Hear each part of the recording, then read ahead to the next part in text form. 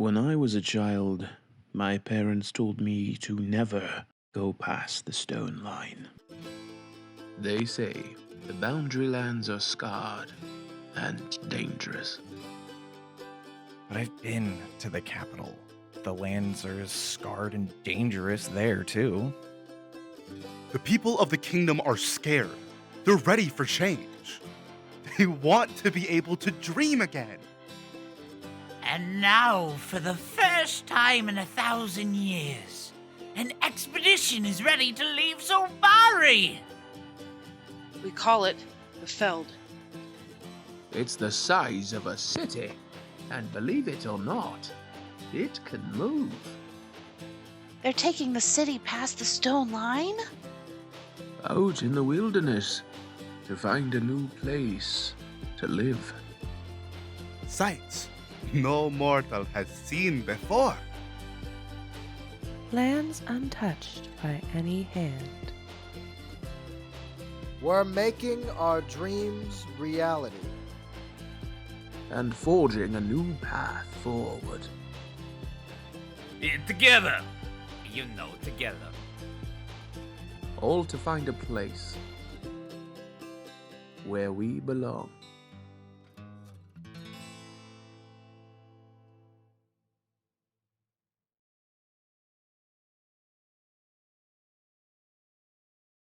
Hello, Internet, and welcome back to episode 7 of Diceburgh. We've got Forest, Frost, and Flame for you tonight. Joining me at the table, we have the fearless scouting party of the Mirenfeld, who are going to go around and introduce themselves so that, y'all know who they are. Playing our Kalashtar monk and also the cartographer of our scouting party, Celestina Paint. Hey, name's Arizona. I'm excited to be here. I'm running off 2 hours of sleep. I'm a little tired, but I'm here to give you guys a good night. Excellent. Playing our Water Ganassi druid Rylin, we have...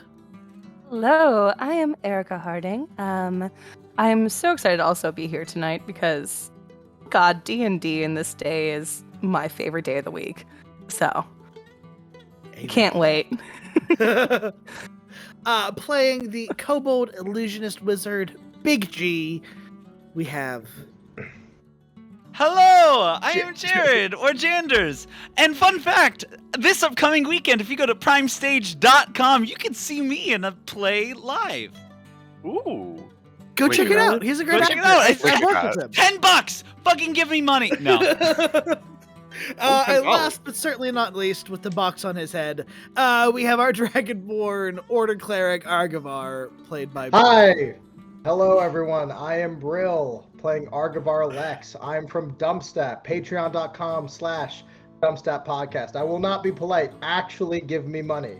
And if you go to primestage.net, the competitor for our Big G, then you will also see me in a play, and it will be much better. It's not a real website. I don't think it's a real website. Okay. No, I'm sorry. Buy that domain right now. Get all of Brill's money. I'm sorry, it is not a website. I just double checked. But I'm also excited here to entertain you fools.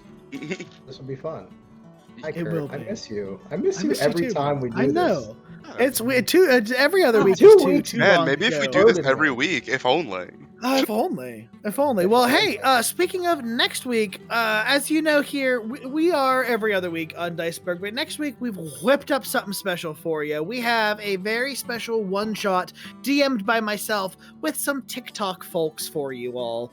Papa Lycan, RPG Mom, and Hello Operator off of TikTok joined me for a game where you all voted, and they were apparently your favorite content creators. And so we invited them on, and we played a hell of a game. It was a lot of fun. It is going to be live, not live, the recorded stream is going to be up next Tuesday, same time as Diceburgh, so join us then as well. I can't wait. I can't believe I lost a Hello Operator. That monster. Papa Lycan, though, amazing. Papa Lycan is a wonderful creator. Papa Lycan is great. He did a great homebrew monster for me. He's a fantastic guy. He's made some awesome monsters, yeah. He really has. Although he went angel with me, which I never understood.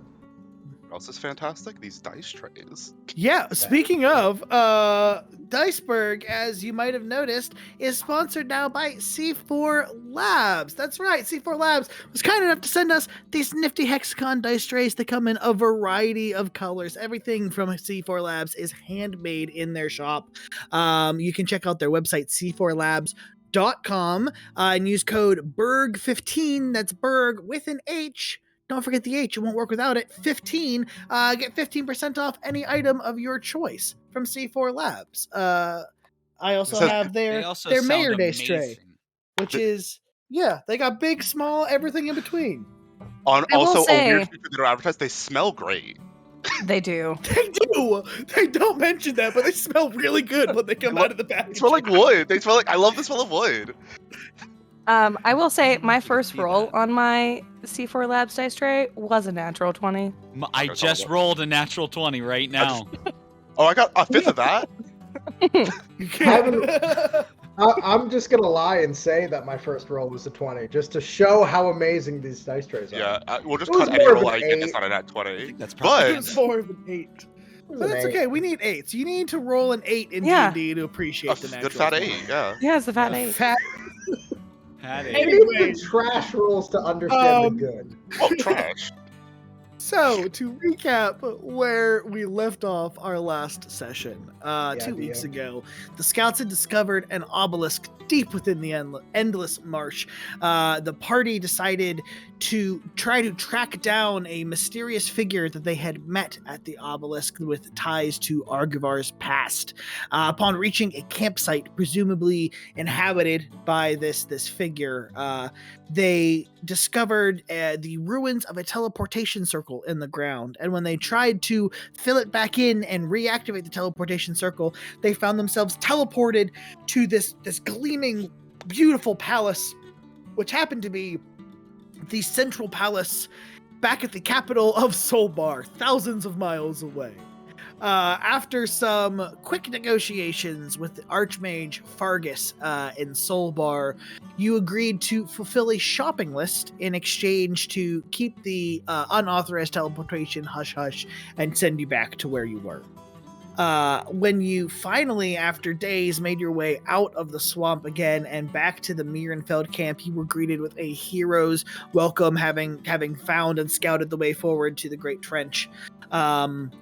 However, this warm welcome was a little bit short-lived, as Arguvar quickly found himself in some hot water, having challenged one of the half-orc chefs to a fist fight and nearly killing the chef with an inflict wounds. It was fine.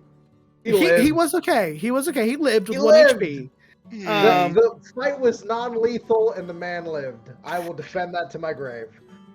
So with a massive blizzard nearing the Feld, the floating city headed off towards the Great Trench and the shelter that hopefully awaited them there. And we pick up as the scouts and a small envoy with the Mirenfeld are heading in towards the Grove of Dormac. Brill. So just a quick question when it comes to the Feld approaching the trench. Do we know how far we are from actually approaching said trench? I'm trying to look through my notes to find out where we might be in relation to the time difference, because I've noticed that we've had a few time jumps in the past with our recent acid trip. So I'm trying to figure out how close are we to said day trench for the city. Sure. Jared, were you going to say something? I was going to say, didn't we also find out that the acid trip was not what made the time differentiation? It was just being in the swamp? Right. Yeah. I mean, we double dipped into weird time stuff, so I'm imagining we might get our clocks a little bit confused. I'm a little jet lagged, I'm not going to lie. So you're probably the Grove is probably a good halfway point from the Three Rivers Watch to the Grove, from the Grove to the Trench. So you are probably another 2 or 3 days by foot from the Great Trench without the Feld. The Feld and everything moving with it and going a little bit slower is probably 4 or 5 days. Okay, cool. Because I know there was a point where it was like 2 weeks and then 3 weeks. So I'm just trying to figure out how close is this Doom City approaching the rock bottom from Bikini Bottom. That's a big thing to figure out. Yes, and I will say, as you, your little party is sort of split off from the Feld, as the Feld has just sort of very slowly kept trudging its way towards the Great Trench now. You got it. And as your little party, the 5 of you, Commander Miranda is along with you, as well as Warden Foster, who made his way back to the campsite, as well as one of the head medics of the Mirenfeld camp. Okay. The party of you heading in towards the grove. As you approach, you see the area around the grove has rejuvenated itself. You can see there are signs of life that were starting to come back before, but are now much more present. There are flowers that are blooming everywhere. You can hear birds chirping in the branches above you. You can smell the aroma from like blooming flowers and fresh life that is just in this area. As you approach, the canopy actually opens up and creates a tunnel that allows you in to the grove. You see the tree, the central tree of Dormac himself, has not grown, but it seems much more lively. You can see the giant face that is up on the tree actually seems awake, and it's not moving very quickly, but it's awake and alert now. You see there are several other fey creatures that are in this grove now. You see Camord is off in the distance a small ways, and you can hear her even from this distance yelling and laying into a very small figure who you quickly deduce is Balmora. And you see nearby Balmora's hut is set down on the outskirts of the grove nearby. I immediately wave him like, Grandma! Hello again! And I go, Grandma Balmora! Take off too. Grandma, very nice to see you. Yes. No. So enthusiastic. Very good. Celestina has the biggest smile on his face, like, I Grandma, am it's Grandma Balmora! I'm very happy to find Balmora. She How does she will react? answer for her crimes. Arguvar, can I see you for a second? Big G, anytime. Walk into my Okay. office. Okay. Rylin, can I get some of those flowers? We promised them to give them to Balmora. Well, I'm sorry, but I may have given them all to Camord. Perfectly fair. And Sorry. She also did not tell us where to meet her, and she also did not tell us that our house was going to move. So Yes, I feel like we that's probably that's do very know. true. But I also Um, I Did a long rest. Oh yeah, did we Yeah. long rest by the way? Yeah, Okay. definitely. Okay. Cool. Yes, Big yeah. G, what is on your mind? I sweep the legs, you go for the head. No, I'm not. I don't actually mean that. I don't want to kill her. I just want to, arrest her. Put I her agree. into some She holding. needs to be arrested, yes. And I do have, hopefully, something that may just work. But it is going to involve the element of surprise. Easy enough. I go up to Lady Balmora and seeing her there. Does she recognize us? Big So G. as you approach, the small bent over frame of Balmora looks up at you and she goes, "Oh yes, it's all of you." And she kind of has a sideways glance up at Camord, and Camord looks down at you as well and says, you have made it back. It seems that whatever you have done has had quite the effect, as you can obviously see around the grove." I wish we could tell you what we did, but I'm glad to see that it worked. Arguvar? I'm assuming that me and Big G are off to the side discussing Yeah. criminal intent. Or actually, justice. Justice? But justice. So I would like to, first of all, roll stealth. If I'll do that the is same. possible, so that we Okay. can be off to the side for something that is going to be very strange to begin a session with, but I feel like it is a good idea. Okay, sure. Go ahead, roll stealth. All right. I mean, that's an 18. It was a 19 minus, what is that, -2 or -1? I should actually figure that out. That would be +2. Wait a minute. All right, never mind, 21. That's, or unnatural 20, I should say. That's good. Okay. Yes, One. and you, Big G? You silly goose. Excellent. Okay, so go on. So I am going to look at Big G. I'm going to go. Where'd you go? Arguvar! No. Listen to me. I know I'm a specter on your shoulder, but you need to listen. I have an idea. I have sensed a new ability with me. We are going to need the element of surprise, because I do believe if we try to arrest her, she will fight back with strange and powerful magics. Should I distract her then? Should I? Big G, I am going to need you to distract her, but first, you must cup your hands.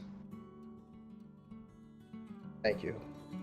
I would like to use my wild shape to turn into a spider inside Big G's hands. But before I do so, I will say, when the time is right, I will give you the signal. And once there, you will throw me at her. And from there... I like this idea. I think I could take it a step further. Yes. And I'm gonna put you like on my chest, right? Lay you. And I'm gonna cast Disguise Self. And it's just gonna be me, right?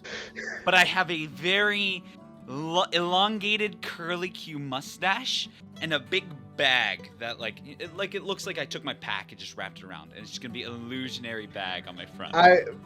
I'm assuming, because we always have this discussion in Diceburgh, I'm assuming I know what a spider looks like, correct? I know chameleon and zebra and all that other shit. Who knows?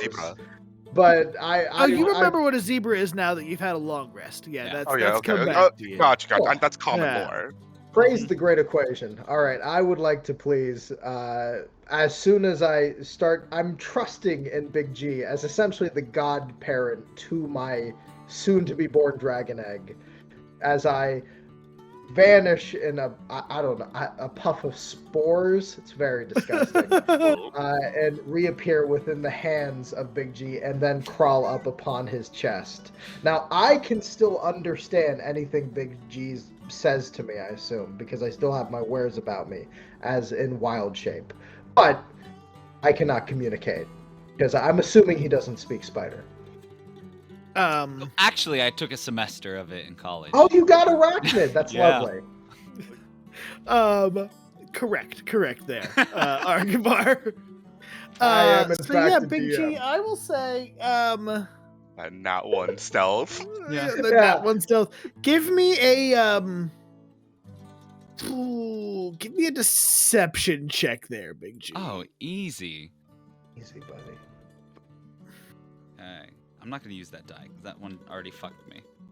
Is Rylin sticking with the group that's like, let's arrest Balmora, or is she over there with me talking to the other people as well? That is a dirty 20. Yeah, we're split down the middle. Gotcha. This is why we need Bayor for this, because I'm pretty sure Bayor would SWAT team with me.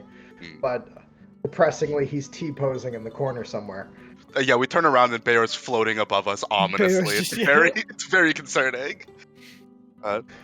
He's taken in the job that we've done. Yeah. That it was good. He's like, this is a nice day. No, I'm saying Bayor is probably with Miranda and Cleric. I have his name here. What is his name? Cleric. Samuel. Cleric Samuel.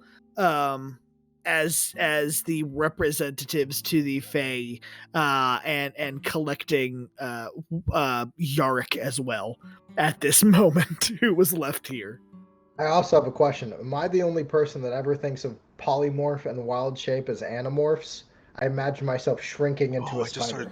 They have the audiobooks of that on Spotify. It's great. It's so good. So the Celestina and Rylin, as you were talking with Kamord, you learned that she has been scolding Balmora and basically yelling at her for her misuse of power, and is explaining to you that, yes, I understand that she must be held accountable for these actions, and rest assured that she will face trial in the Spring Court when we reestablish it within the Feywild. I kind of look at this. Can I get like a sense of how Lady Balmora is kind of feeling about that? Like how, like if I could tell if like she's nervous, if she's like how she's feeling about having to face this court. Yeah, go ahead, give me an insight. All right. Wow, thanks to these D4 Labs dice, I rolled a 17, 24 on the insight. Woo! Hey, yeah, so Balmora is obviously nervous about it. Like, it is obviously a concern to her. And she is overall, it seems to be deferring to Kamord, as if like she is a superior to her. In her mind, that in Lady Balmora's mind, then immediate, like as I hear this, she's gonna hear, if you have to go to a court thing, as soon as you get out though, let's have tea, we can celebrate. I don't know how to bake, however, I could learn how to bake. Maybe have some like scones. What's a scone? I heard about it once from other people at breakfast. Seems like a tea thing. But are you okay, People Miss who Balmora? summon giant toads to eat people. I understand that like you probably did a lot of that, for safety, but I just want to make sure that you're okay. Hearing... Sorry. Kurt. I was just gonna say, you as you reach out into Balmora's mind, you see her just start looking all around her, and then you hear back, which one of you's in my head right now? I do a quick wave.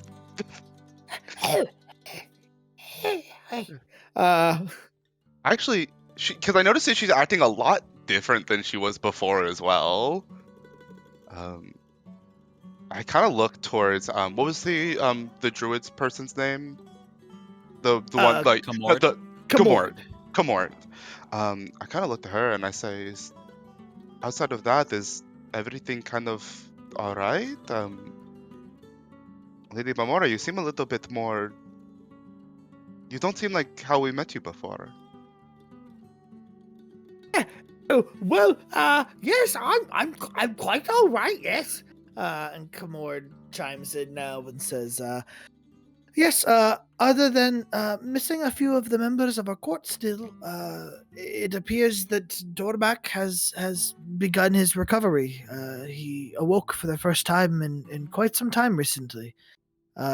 We are in process right now of gathering the rest of the members of our court, and then we will begin preparations to take ourselves back into the Feywild.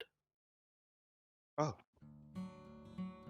That completely goes over Celestina's head because he has absolutely no idea how planar travel works, has literally no idea how magic works. Literally, it's like, I assume it's going to be a trip down the road. Well, whenever you guys do get back, we probably won't be in this swamp, but I don't know if you have a way of reaching out to us, but I'd be glad to know that you guys are doing well whenever you guys get back from your court. Of course. Can I, tap on Big G's chest? I like being held by such a small creature as a smaller creature. It's quite nice. I immediately feel the tap and I immediately start walking towards Balmora. Okay. As long as the plan is in motion. As I can tell you right now, Arguvar doesn't trust this fake court of the Feywild. Absolutely not. Did I hear any of this information? It was definitely not it was not a secret conversation that they were having. I'm gonna say that you're close enough to have heard it. Yeah. Okay. The only things you wouldn't have known is me reaching out to Lady Balmora because it was in her mind. Lady Balmora. Yeah. Grandma. Grandma Balmora. That should be calling her that proper. So, yeah. I walk up to Balmora and I go, excusez-moi, mademoiselle, as I tug on the very not real elongated mustache. Big G, what are you? Big G, I see that one you've got on that your mustache. I apologize. I do not know who this Big G is. I am Sire Monsurada. Yeah.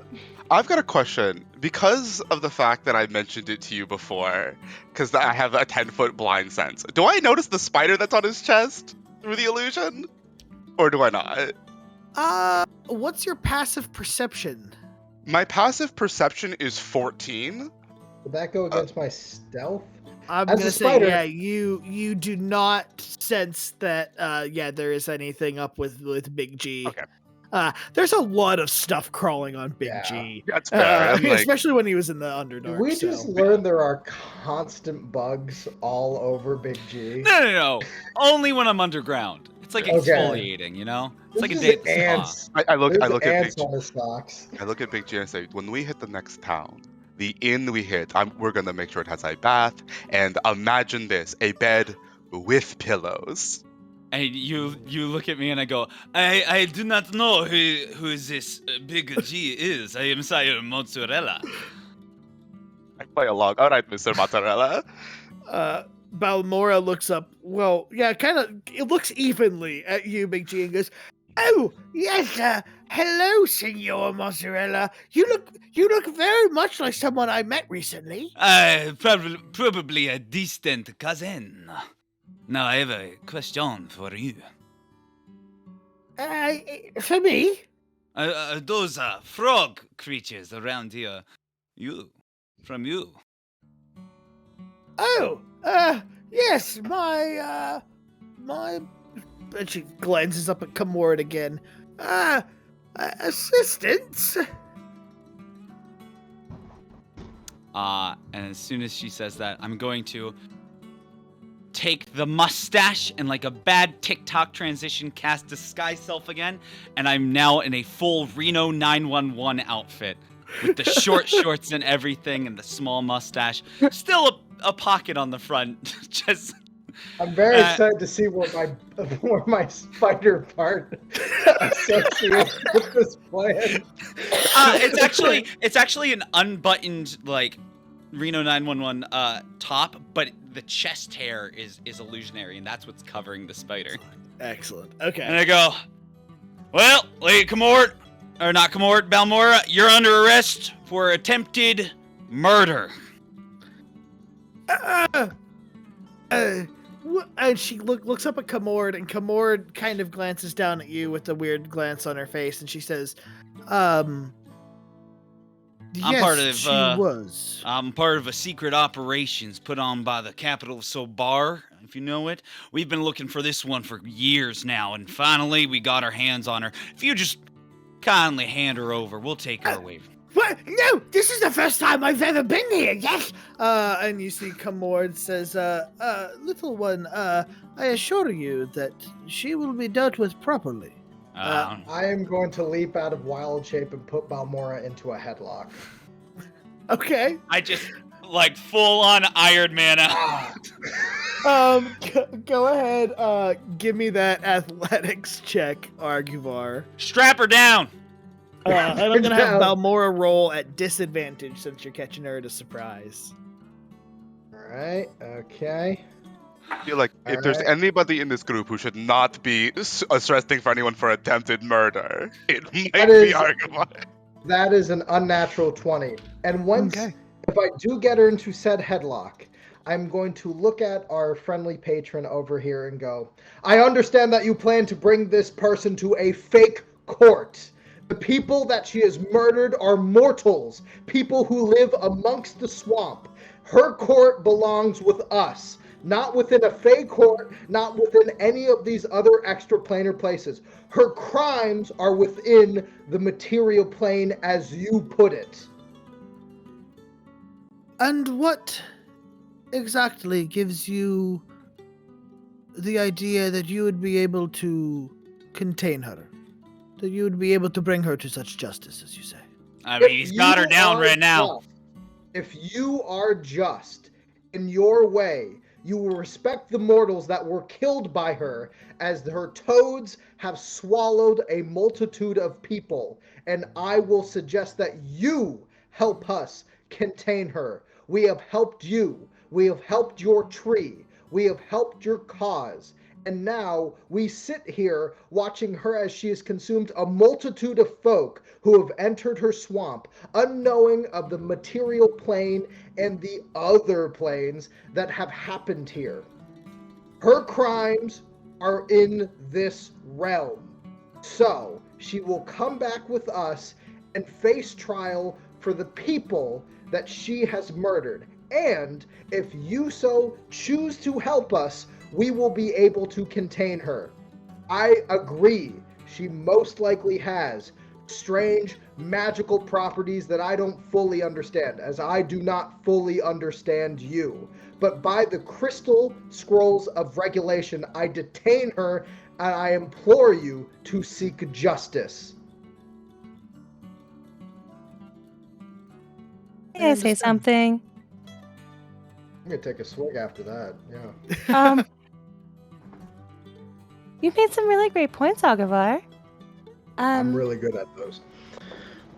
I will say that I feel as though maybe, as what you were saying, as the detainment may still be upon the material plane, I do think that both judgment should come as a both material and Feywild decision. As long as justice is found. But I do not Well, they want should the be people- found in both places. Because I that is also think that possible. maybe the people of the material plane didn't really understand that they were traveling into a different plane They also when they were going Because into If the a swamp. victim is murdered, does it matter whether or not they know where they are when they are murdered? Or is it on the murderer? No, I Didn't we actually. didn't we also accidentally break into her domain? Because really, it's not on her as a, as you say, a murderer. I think that she didn't actually understand how her magic really worked in this area. Whether or not you understand the ramifications of your magic, it led to people's death. And she lived outside of a town of folk, and she killed and lived amongst them. People knew the old woman Balmora. So, I implore you, the mortals of this material plane deserve justice, as her toads ran rampant and did in fact almost killed a friend of ours, and I point to Big G. I would just like to point out, I don't want Balmora hurt. I just want to put her into a safe space for now until we figure it out. I think I a would space like of her tried. understanding. Because would as like you her point to tried. Big G being swallowed, I was also swallowed. Yeah, Rylin was also. You were also swallowed, Yarick. but you seem to enjoy this fake Fey fantasy, which I do not I believe mean, in. Well, I wouldn't apparently say it's it my was home, fake. Arguvar. If there is a way for a mutual understanding between this fake religion of the Fae and between the material plane, then I will agree to it. But I will not let her walk free after she has had a multitude of people in our own company be swallowed by her monsters that she casually summoned a multitude of times. I think it's up to Kamord to decide. It is not. It's up to all of us, really. It is not up to one person to decide whether or not what she did was wrong. It is up to the people and the families that she took those people away from. Kamora is not the end-all decider of whether or not those people died, because they did, swallowed by giant monster toads. Why are we so casual about this? Here's my opinion on it. Balmora cast magic that caused a lot of harm. She needs to stand trial. By the obviously. way, in a headlock the whole time. I fully think I agree with Arguvar. The people she harmed are here, not in the Feywild. Which I would like to point out, I fully believe in. I think those tunnels are really cool. But she needs to stand trial here. She needs to apologize for what she's done to those people. She needs to make it right to those And she people. did not live amongst the Feywild. She lived amongst us. For a Amongst those time. people.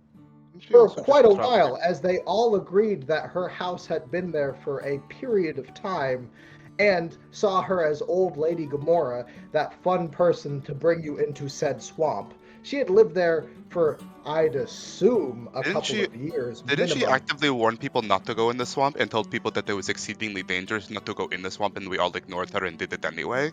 I did do that, yes. Yeah. Yeah, we kind of all completely ignored all of the warnings when she was constantly saying, hey, there's dangerous things in the swamp, don't go there, and we said, no, we're strong adventurers, and then we went in anyway. She still summoned monsters to add the danger of said swamp. She also said repeatedly that she did that to prevent the swamp from getting to her. Did she say that she Let me ask summoned you said something. monsters? If I were to plant landmines all around us and go, What's a don't go in landmine? that. If I were to plant explosive runes all around the field, and I go, don't go in that field, that's dangerous, don't go in. I still put those explosive runes there. I'm not. That's still a bad thing. I'm not denying that, but also the swamp, as we learned retroactively from us also going in there, was not even the material it wasn't even free domain. It was their Which is domain. worse. Because she summoned said giant monster toads within the material plane for essentially protection, and then it was released into said swamp.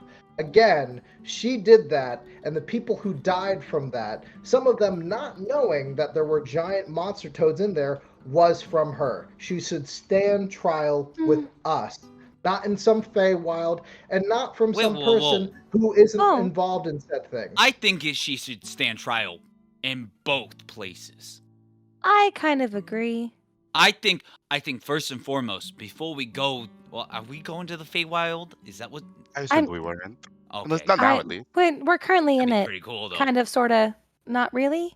I think we should bring her back. We should hand her off to some of the scouts that are with us to bring her back. Yeah, sorry, Rylin. What were you gonna say? No, I just I kind of actually want to ask Kamord what she thinks of all of this. As in, she's kind of one of her people, and after hearing us all kind of one of ours. Yeah, but Wait, I thought... Arguvar, can you just 1 second? Kamord, do you understand what we're saying? I understand what you are saying. You wish me to entrust this justice to you mortals, when you mortals cannot decide how this justice is to be served yourselves. I will grant that she has done harm to your people. And I will grant, as she has her eyes locked on you, Arguvar. She says, and you are correct. You have helped us.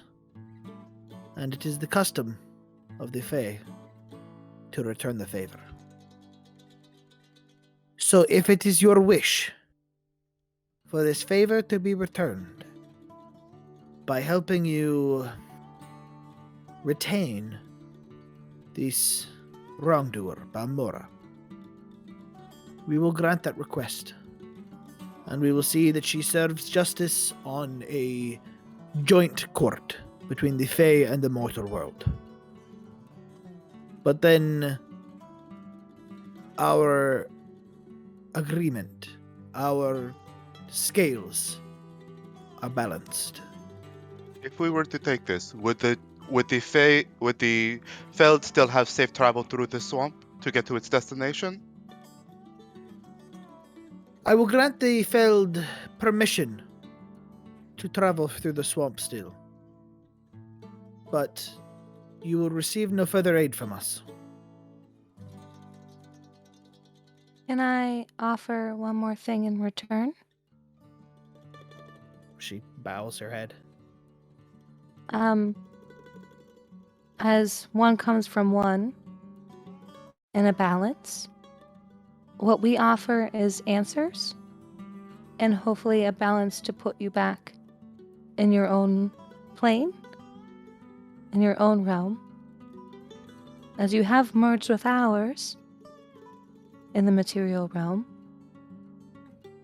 I want to put the Fae back where the Fae belongs, in the wilds. where you can thrive and grow in your seasons. I want that answers because I want to find my home. And my home does not belong here.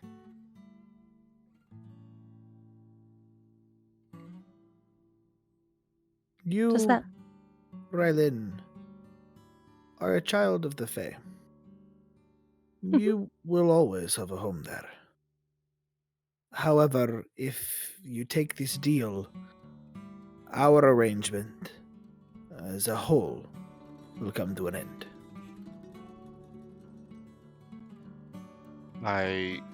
In this moment, I go up to the Rylin and I say, I think you're forgetting something as well. We've also made you a promise. On my word and my honor, we're going to get you to the Feywild regardless, so even if this door closes, we're going to open another one to your home. I pat you on the shoulder. I don't like the idea of you being closed off to me, Kamord. But if that's what keeps both you and the friends and family I've known here, I'll find you one way or another. I promised you answers. I'll bring you answers. Is that okay? If this is your wish, then this is what will be done. Know that it is not with hostility that I say this. I do not look at you as enemies of the Feywild. But if the transaction for aid in return for aid is complete, then the Spring Court will go on their way. And we will make arrangements with this mortal court to see this Balmora taken to justice. I release said Balmora from her headlock. I do also step forward quickly. We'll touch Balmora if she falls or anything, just to like comfort her for a second. I want to make this clear. You should consider Rylin for whatever this Fae stuff is. I do not understand you. I do not understand your home. I do not understand this place. This is a separate matter from what is happening with Rylin. And if Balmora is found guilty, she must be found guilty within both courts. It mustn't be a matter where crime is justified in one and denied in another. That is not true. The Mortal Court and the Fae Court must come to a decision together. Will you accept both the decision even if they find her innocent? If they find her innocent, fine. My problem is this. The fact that you were willing to take her to another realm, another place, if it is so real, without letting the families and the people here grieve of said crimes. Monsters were released. People within our scouting guild have died. I cannot allow that.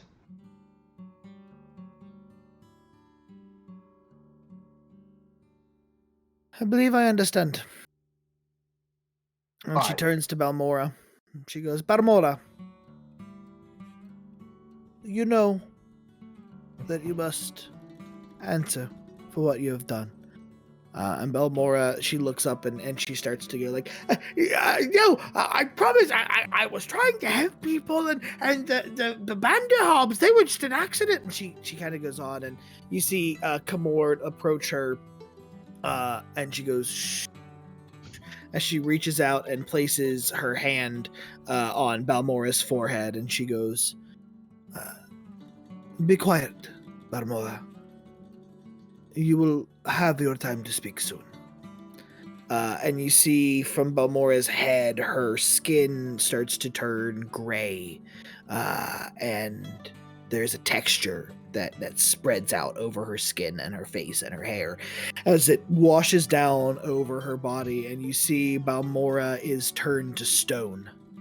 Oh shit. And she is a statue, just sort of looking up at Kamord, her hands resting in her lap, almost as if she's accepted this fate.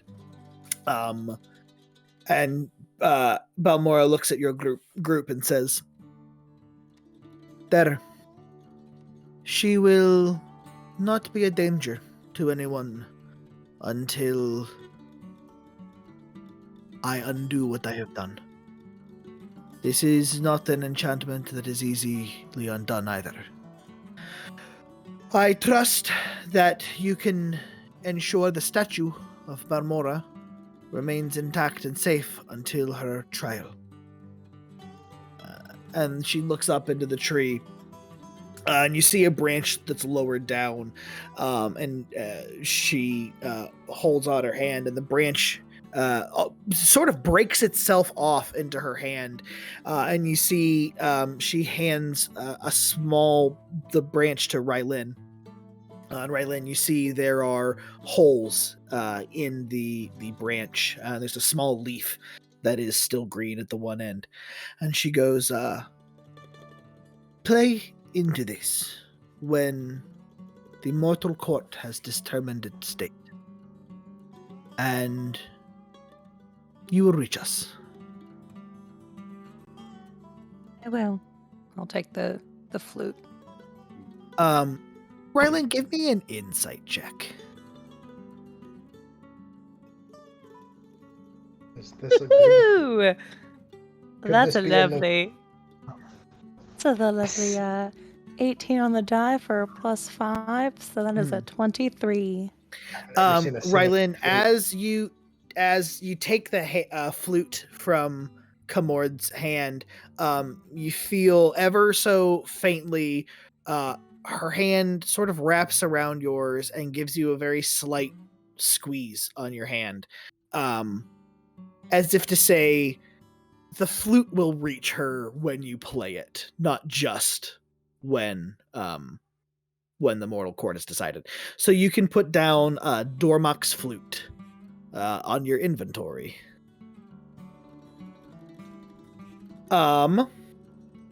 And she says, you see her now, she looks up into the horizon, and you see the top of the feld is sticking out above the tops of the trees as it has leveled off with the grove here and has begun to move forward. And she says, "Your city is on its way to the Great Trench. I wish you all safe travels." Are we to carry Lady Balmora's statue? Are we carrying that? She is yours to determine where you would like to carry her to your mortal court. Very well. Don't we And have people with us right now? You do. You have a few people as well as some wagons, so it's not like you have to carry her on hand. I go, "Hey, lackeys," and clap for the rookies of the scouts. You see, they come over and they load the statue very carefully. Actually, I carry Balmora. As the lackeys get close, I'm the one who picks her up, and as I'm walking towards the wagons, I want to know if I can try to connect to her mind while she's still in stone. Sure. Make a strength check for me. Okay. I'm also gonna look at the recruits and go, This isn't because of the C4 lab thing, but I rolled a 6. Gotcha. So Celestina, you pick up the statue. It does slip from your hands and fall onto the ground as you first pick it up. It's a lot heavier. She did not maintain her same weight. She's now the weight of a Balmora-sized stone. So you kind of grip again and buckle your knees a little better, and you're able to lift her up on the second time and carry her over to the wagon. Am I able to connect into her mind? You do not seem to be able to make any kind of connection to her mind right now. Her mind appears to... it's almost like it's locked off, like it's like you can sense that there is something there, but it is like the blip of a mind. Like her consciousness has been frozen in an instant. Okay. I then kind of just quietly carry her to the wagon and I set her down, and I probably just take a moment more, just kind of look at her for a second, try one more time and realize there's nothing there. And just as we leave, I say, "Don't worry. When you're out, find me." And I kind of just like tap the shoulder. I kind of just tap the stone and just kind of set it into the wagon. I'm gonna look at the recruits and go, "I'm sorry, you're not lackeys. You're doing a good job. It's just, I get caught up in the moment in the costumes. It's my apologies. You're doing a wonderful job." And as you get the wagons loaded up, you can see that Bayor and Captain Miranda and Yarick have all been having a little conversation over to the side, and they turn and they meet up with your group and get caught up on the situation before Kamord comes up and says, I do not mean to rush you out, but the Spring Court has preparations to make, so I must ask you to leave and be on your way. Very well. Off Pick we up. go. Off we go. Thank you for your understanding. I do appreciate it. I was worried that I would have more of an argument to have. And then I'm gonna lean to Big G and go, "Did you know they would do the stone thing?" I had no idea. I Oh didn't my know you could do God! that. I want to learn that. Holy shit! Come on. Quick question. Sorry, I know you're in a rush and we've already... I'm going to lean into her and quietly ask, how do you get to the Feywild? Is there a way that we could learn it? That I could learn it? The Feywild has many doors, if you have the right key. And if one was looking for that key... It is often not where you look.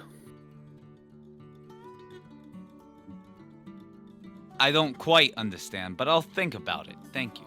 I appreciate it. And she says, if, as your group prepares to leave, she says, if you ever do find yourself in the Feywild, the Spring Court will be staying with the Summer Court for some time, at least until we can figure out how to repair the Feywild, how to separate it from the mortal realm here. If you need anything in the Feywild, that is where you will find us. Thank you. It doesn't exist, but thank you. And I'm going to turn march off. And with that, the wagon makes its way out of the Grove of Dormach, and there is the canopy kind of closes back around the wagon as you leave, and you can't help but notice the branches seem to cover in around the canopy and around the grove a little thicker than they did, as if to block off a little more sight from the outside world than there was before, as you leave the grove and continue on your way. And that, I know it's a little bit late, but that seems like a really nice place to take our break for the evening. So we are going to take a little bit of a short break here, use the restroom, don't go anywhere, 5% chance. We'll be right back with some more Diceburgh. I love you. We'll miss you. We all love you. We'll miss you so much while we're gone. But Except for you. You know what you did. You know what you did. I love all of you. Me? Yeah, you do. Hello, and welcome back to Diceburgh, the show where sometimes the cast gets distracted and has conversations with each other while we should be coming back live and having the show that you're all here and waiting to see. Welcome back. Worst part is, I forgot all about what we were literally just talking about. I do not remember other blank slate. No, all it's I know gone is from my mind. So we all agreed to kill Balmora? Is that what happened? That's right. We're gonna. Yes. No. We're gonna Guillotine. No, so the party has bartered Balmora's captivity and Balmora's stay in the mortal realm for the stay their help with Kamord and figuring out what was going on with the Feywild. You are now in a wagon on your way back to the Mirenfeld caravan. The caravan stayed a short distance away from the grove as the feld itself moved on forward now. But the Mirenfeld, being a smaller caravan, is able to move a little more quickly and catch up pretty easily.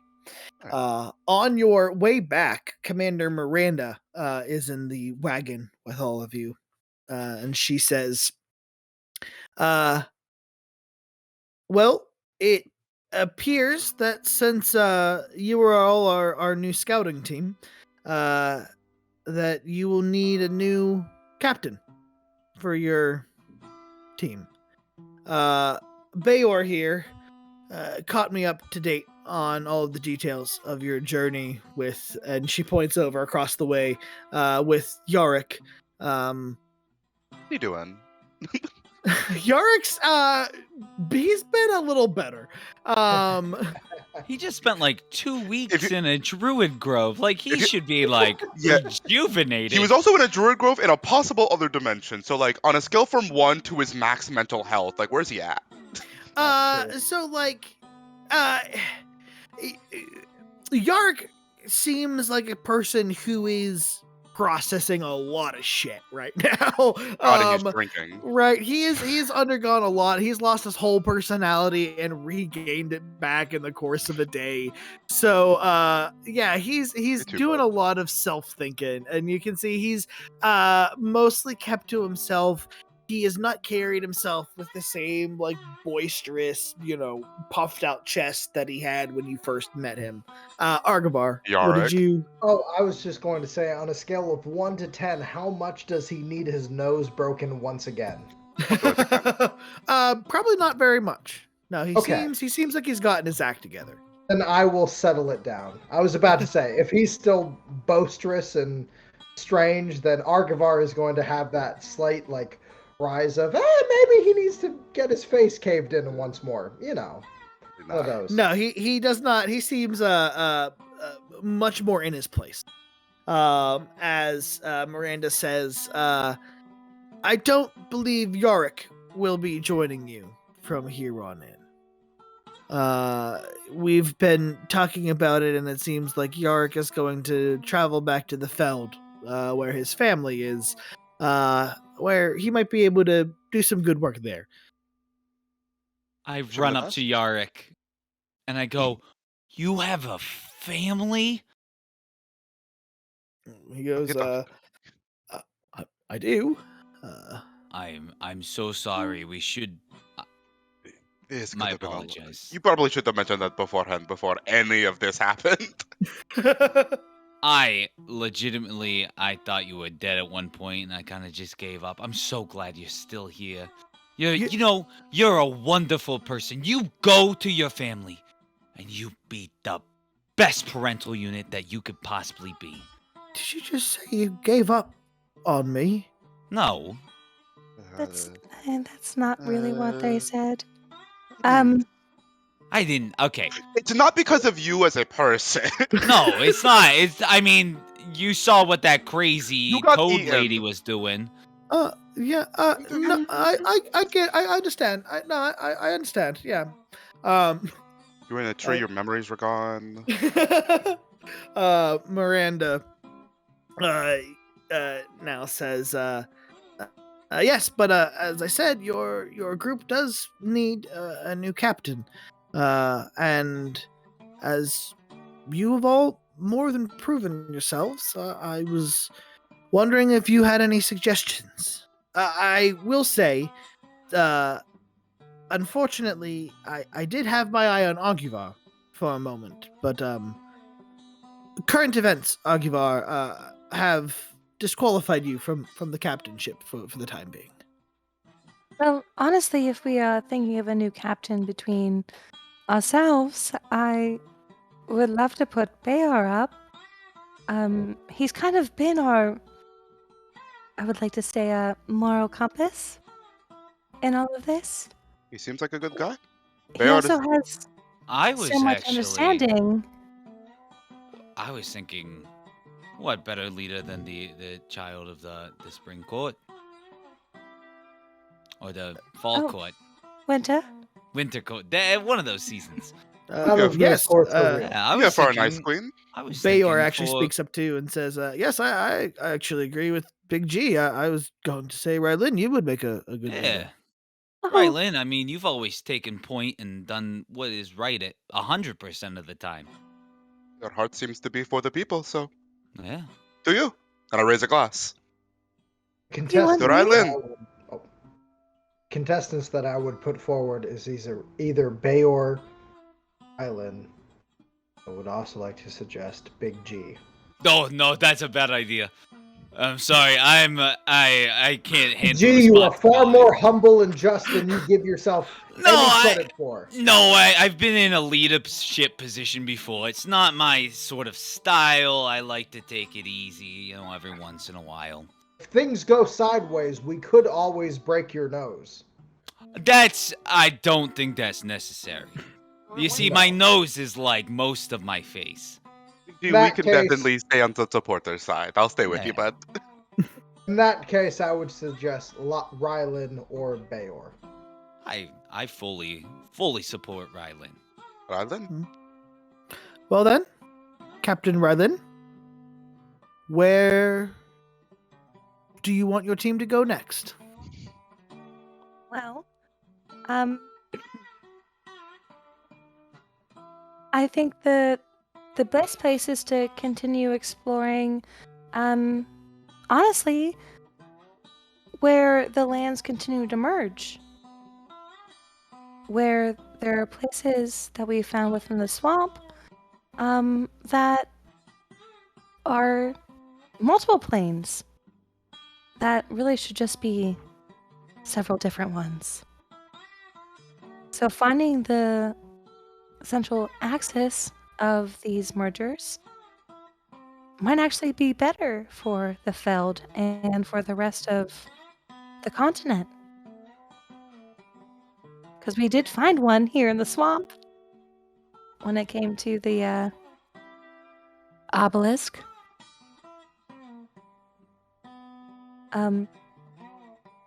So with your knowledge and ways to make the city safe, I think that might be a great place to start. We hadn't considered maybe looking for more of the obelisks, but I have to admit sounds like a reasonable idea. Now, the Mirenfeld camp itself will be staying behind. Only the Feld will be traveling forward to the Great Trench. But if we were to send the forward scouts out, look for more of these mergers between the planes, as you're suggesting, that might be a good way forward. It will require that we tough out the storm, so to speak, but we're I built feel for like it. the Feld should find safety from the storm. The major city should find their safety. I just think that the scouting parties may be finding answers and resources the way that we found with Kamord and the Feywild, and noticing those differences between the Feywild and the Shadowfell may actually help going forward, because if there's multiple planes, especially if we're looking at the material planes, those could be very dangerous. Yes, I agree. The Feld will, of course, go to safety. Only the Mirenfeld, the caravan here, the scouting parties will stay behind. Okay, good. Arguvar. Oh, this is just a question for the DM. I was wondering if it's still blizzarding out and if we're still experiencing... I believe you said a blizzard prior, if that is still kind of... That's definitely what's on the way. Yeah, you can see it looming over the horizon now as it has begun to push its way into the swamp here. The temperatures has continued to drop. You can see the flurries haven't quite reached you yet, but there are very large, dark, ominous clouds that are approaching on the horizon. Well, if I may make a suggestion, Captain Rylin, There's that big old trench coming up, right? I know my way around a tunnel or two, not to brag. So, I might be able to help us find safe passage through there and, get some shelter. Okay. Sure you want to go back underground, Big G?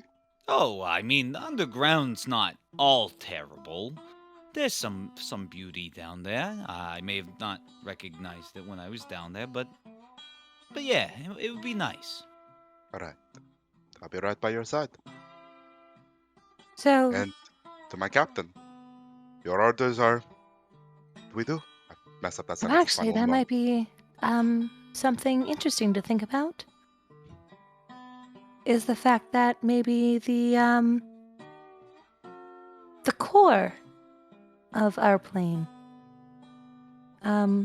We saw the obelisk and how that kind of differentiates time and space, but maybe it's underneath, not just above. If you really think about it. Maybe it falls deeper of what the planes and everything converging.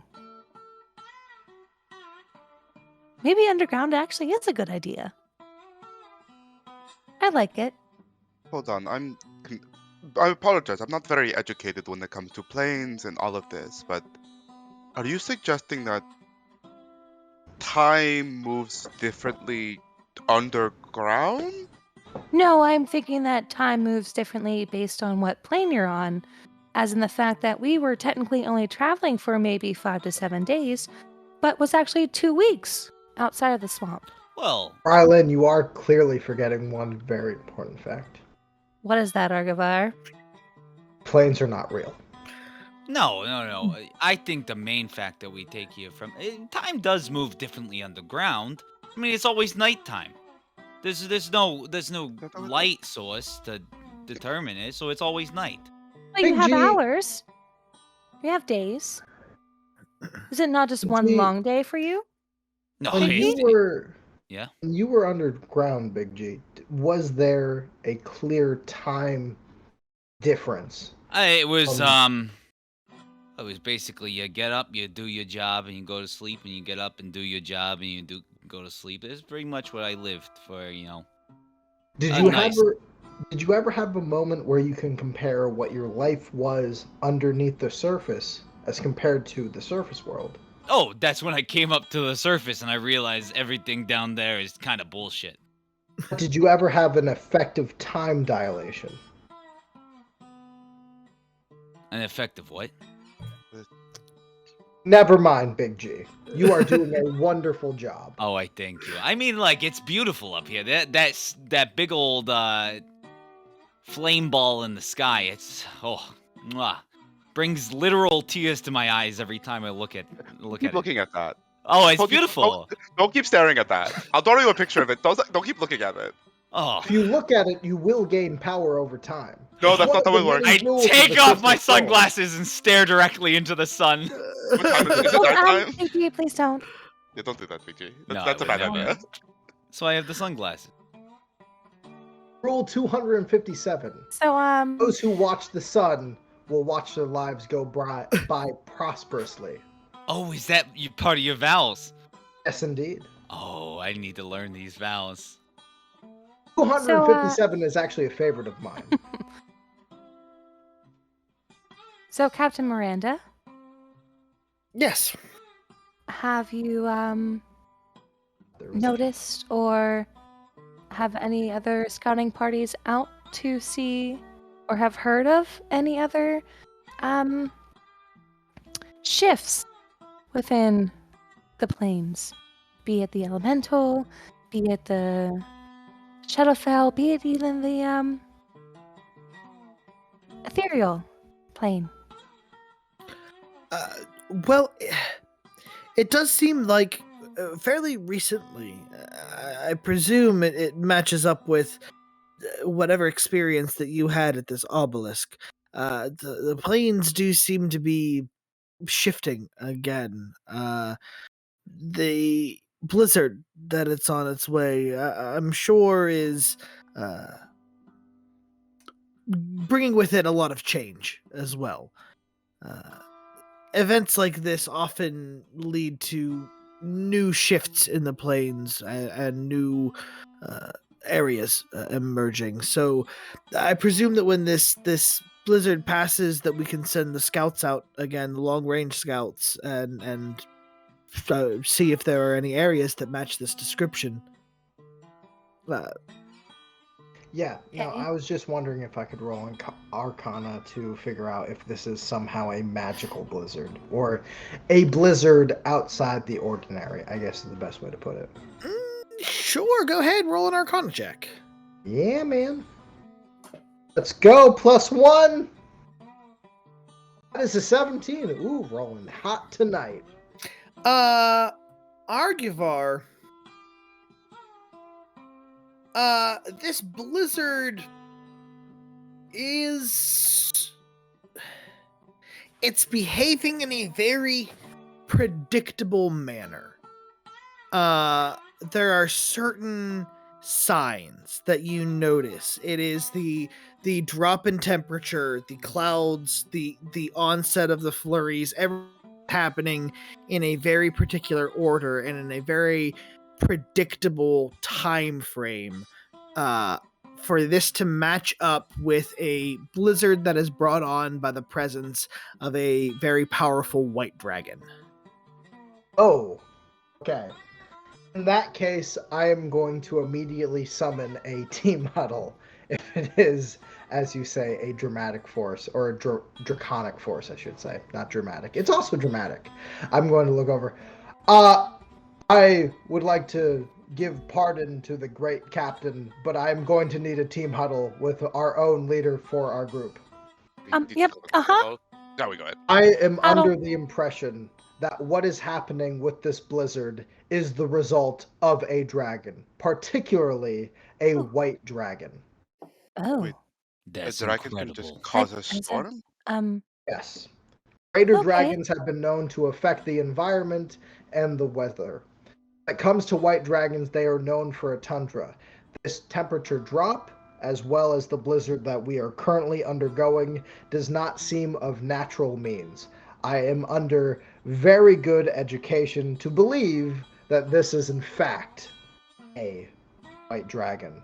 And then hashtag for everybody, Arguvar meteorologist. But alright, I'm gonna put the box back weather out. on the 8s. Hell yeah, dude. Yeah, keep going. Arguvar, Yes. do you think maybe they are possibly coming to find their undead brethren of the black dragon? This Which may have. Yes. No, I was just going to ask the DM something. Please continue. I was going to ask, what does Arguvar know about white dragons, Mr. DM? Gotcha. Roll. Also, maybe Erica met again. Right. Roll anyone as dragons have been brought up here. Go ahead, roll a history or Arcana check. I'm gonna tell you, I know nothing. I'm gonna tell you I'm that gonna roll- right I'm gonna now. roll history. I'm gonna roll history just for the sake of rolling it. Am I included in this? Yeah. You're in the huddle. That is going to be a 17 plus 1. That is going to be an 18 for history on dragons. I was about to say, Kurt, if you're about to ask me for draconic studies, I'm like, I don't know if that's a skill, but that should be a skill in D&D. Right. There's so many specific. What'd you say? So I weirdly rolled better than he did. It's the leadership position. It gives you dragon knowledge. Yeah. There you go. So that's a 17 on a die plus 14. So that's a total of 21. I know a 9. I got a 9. Do I know what a dragon is? You do. Oh my You god. definitely know what a dragon is, Big In G. the same vein that you know what a chameleon is, you know what a dragon is, but it's just in the vague concept sense. So Rylin, as white dragons being very powerful creatures within the elemental plane of ice and frost, and that having a connection with the elemental plane of water through your water Ganassi uprearing. There are legends and tales of white dragons. They are very vain creatures. They are very typically the stories are very very like vengeful, very vain. They are very keen to a fight generally. Although in this world there is a lot more variation to dragon personality than like in a standard monster manual. Yeah, Arguvar? Again, another DM question. I'm sorry for all this clarification. No, it's okay. It's a little bit of a lore dome. Right, yeah. I think the only question I have is, are we still under the operation that dragons can change within their elemental power or within their self by weather? Is that still something that you're functioning off of? I know that's something that you mentioned to me. So, can a white dragon fly to a volcanic locale and then manifest fire powers, I guess is the best way to put it. Do scales change? Yes. So, for everyone who wasn't privy to that conversation, So, speaking I'm of sorry. chameleons, dragons in this world act a little bit like chameleons, and so that if exposed to different environments or elemental planes for an extended period of time, a dragon will actually change colors. So it is possible for a white dragon to become a red dragon, to become a silver dragon, to become a black dragon, just based on where they are in their lifetime and what place they've lived. That's so cool. That is so cool. I will also say, because that's a little bit of a detail we missed at the last one, the black dragon who had been at the obelisk, Arguvar, you probably would have caught on to this, seems like it had begun to change a little bit from a just regular black dragon. It seems like it had started to undergo some sort of change. Because my next kind of like the insight question I had after this was more towards, are they bringing the blizzard, or is there a blizzard there and that's why we have a white dragon? That was more my question that I was going to ask next. Oh, that changes fucking everything. Yeah. Right. So I will say at Are this they a point cool in guy time, that enters a blizzard and then they become bad, or are they a bad guy bringing the bad with them? That's more my question. This kind of blizzard would probably be an effect of the white dragon itself moving. These sort of stronger elemental powers don't just come up like when they first adapt or change. I will say, however, though, that because the environment itself could be shifting and changing, it may not necessarily be that the dragon is moving so much as the dragon's lair and home itself is moving. I love that we're playing all this dragon stuff is just because Rylin rolled so well. So that's why I felt like I had like a little bit of wiggle room for it. Yeah. I like how we're playing just Magic the Gathering now, but like new rules with like multicolored decks, you know? I love it. God, wait, my mind is now like, hold on. This is amazing. This is so cool, Kurt. I just want to like put that out there. I love this so much. Sidebar, let's play Magic later. Wait, main question is still there. Right. Well, that's the big thing, though. If this evil winter is being brought by a bad guy, that changes things as just like, hey, it's a lizard who showed up, and now they're bad because it's snowing. So that's kind of my bigger question of. So thank you, Kurt. I appreciate it. No worries. God, wait, I wouldn't. Rylin, did you have a question? No, Erica has, but I'm trying to frame it in Rylin at this point. Okay. Hey, Rylin! Do you have any idea what might be causing that blizzard over there? Yeah, actually, I do. Is it possible that maybe the obelisk is actually attracting dragons and the dragon folk to come in? So, like, we had seen the unfortunate corpse of the black dragon, that more a sense lives within the Shadowfell. But now we have this blizzard that Arguvar so acutely distinguished as a storm following a white dragon, or coming before a white dragon. Maybe that is where it is being summoned to, or Rylin, you seem to be very acute and knowledgeable about dragon studies. it's quite weird to me, actually. I learned a lot from my water ladies. But this is a weird knowledge that I have. Mostly the knowledge comes from more just the change in migration, in a That way. would be correct. I In the think way there is that something. things would be move something- within water. Whenever the water gets cold, fish and sea creatures move away from them, and then when they get warm, they then rehabitate to that same area. But for this seems a little bit odd and strange that is a singular target. I as to would why. argue. I think you Yes. might be in agreement with me if you are as knowledgeable as you seem to be with White Dragon lore, as they are vain and cruel. I find this to be Right. an immediate threat to our city, to our scouting party. I think it might be in our best interest to seek them out, whether to, in a way, argue peace between us and them, or at least to eliminate a threat.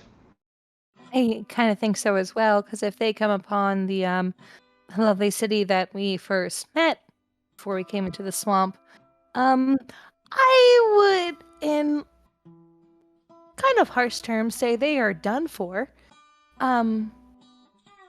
Because it is in trajectory towards that obelisk. Yes. Luckily, Also- the Feld is a little bit further out of that storm. But yes, we probably should trek back. Yes. And maybe meet it head on. I would agree that, to be blunt, they are approaching us. Kurt, would you make the assumption that the city that is following us would have people and money and wealth attached to it? Yeah, in the Feld, yeah. Yeah, okay. So Arguvar would make the argument that the city that is currently floating behind us would be a great dragon horde for any dragon to essentially accumulate to absorb into whatever they have. We are a floating smorgasbord. I would also like to say, just on a random point, isn't it fucking wild that the mini I picked up to play with right before we came back from break was this white dragon? That is serendipity to like a new level. Hey, I'm can you so not pick up happy dangerous about minis next time? Like next Yeah. time, pick up like a goblin mini or like. Can you pick up a Atlantis Tarrasque next cube. time? Like, that's fine. How about Tiamat? Can you pick up I just Tiamat? picked it up because it fit on my head well. That was the Does whole entire criteria of why it was here. Oh, God. Commander Miranda absolutely agrees with Arguvar's point, and she says, yes, and it is our duty as the scouts of the Mirenfeld to defend the city, first and foremost against any dangers. If this beast is something that we should meet head on, then we will meet it head on with all the force of the Mirenfeld.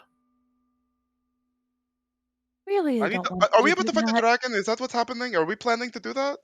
I don't think we're that ready yet. I think that would be pretty fun. Not gonna lie. I mean, At least we Mark. could like, oh, why don't we go talk with it? Like, see Captain what happens Rylin. first. May I be blunt?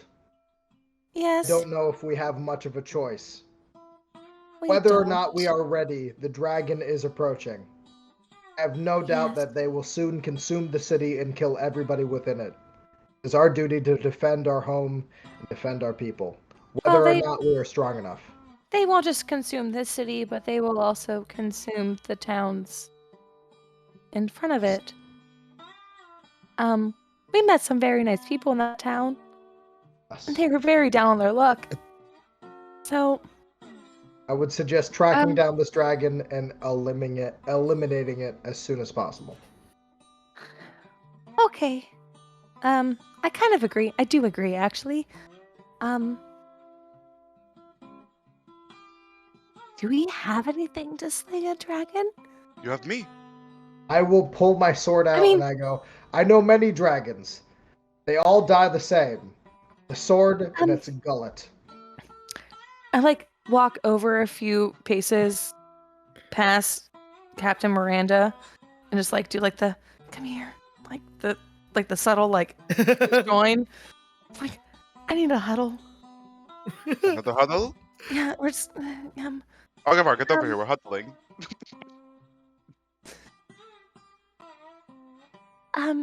I love you all very, very much. Is a dragon within our realms of what we can handle? Sure we can. I think that we have to handle it because it's in our realms. We got swallowed by 2 giant frogs. That was weeks ago. That might have been days ago. To be fair, we did also easily handle the abominations with dragon powers from Omega. I am in the belief that this party is strong enough to face head-on a white dragon. I'll be honest. I will just be honest. I'm a little bit, how the kids are saying nowadays, squishy. Steady yourself! I'm sorry. sorry. Arguvar has an outburst immediately when he's just like, put your weaknesses aside. No, I'm just saying I'll stay in the back. I'll make sure that I'm in a safe space so you guys can do what you do best. I have things that can both harm and heal at the same time. Me too. I have things that can mainly harm. I also have things that can mainly harm. But I just want to make sure that we as a family are ready to do this. If the captain gives the orders, I will fight the white dragon.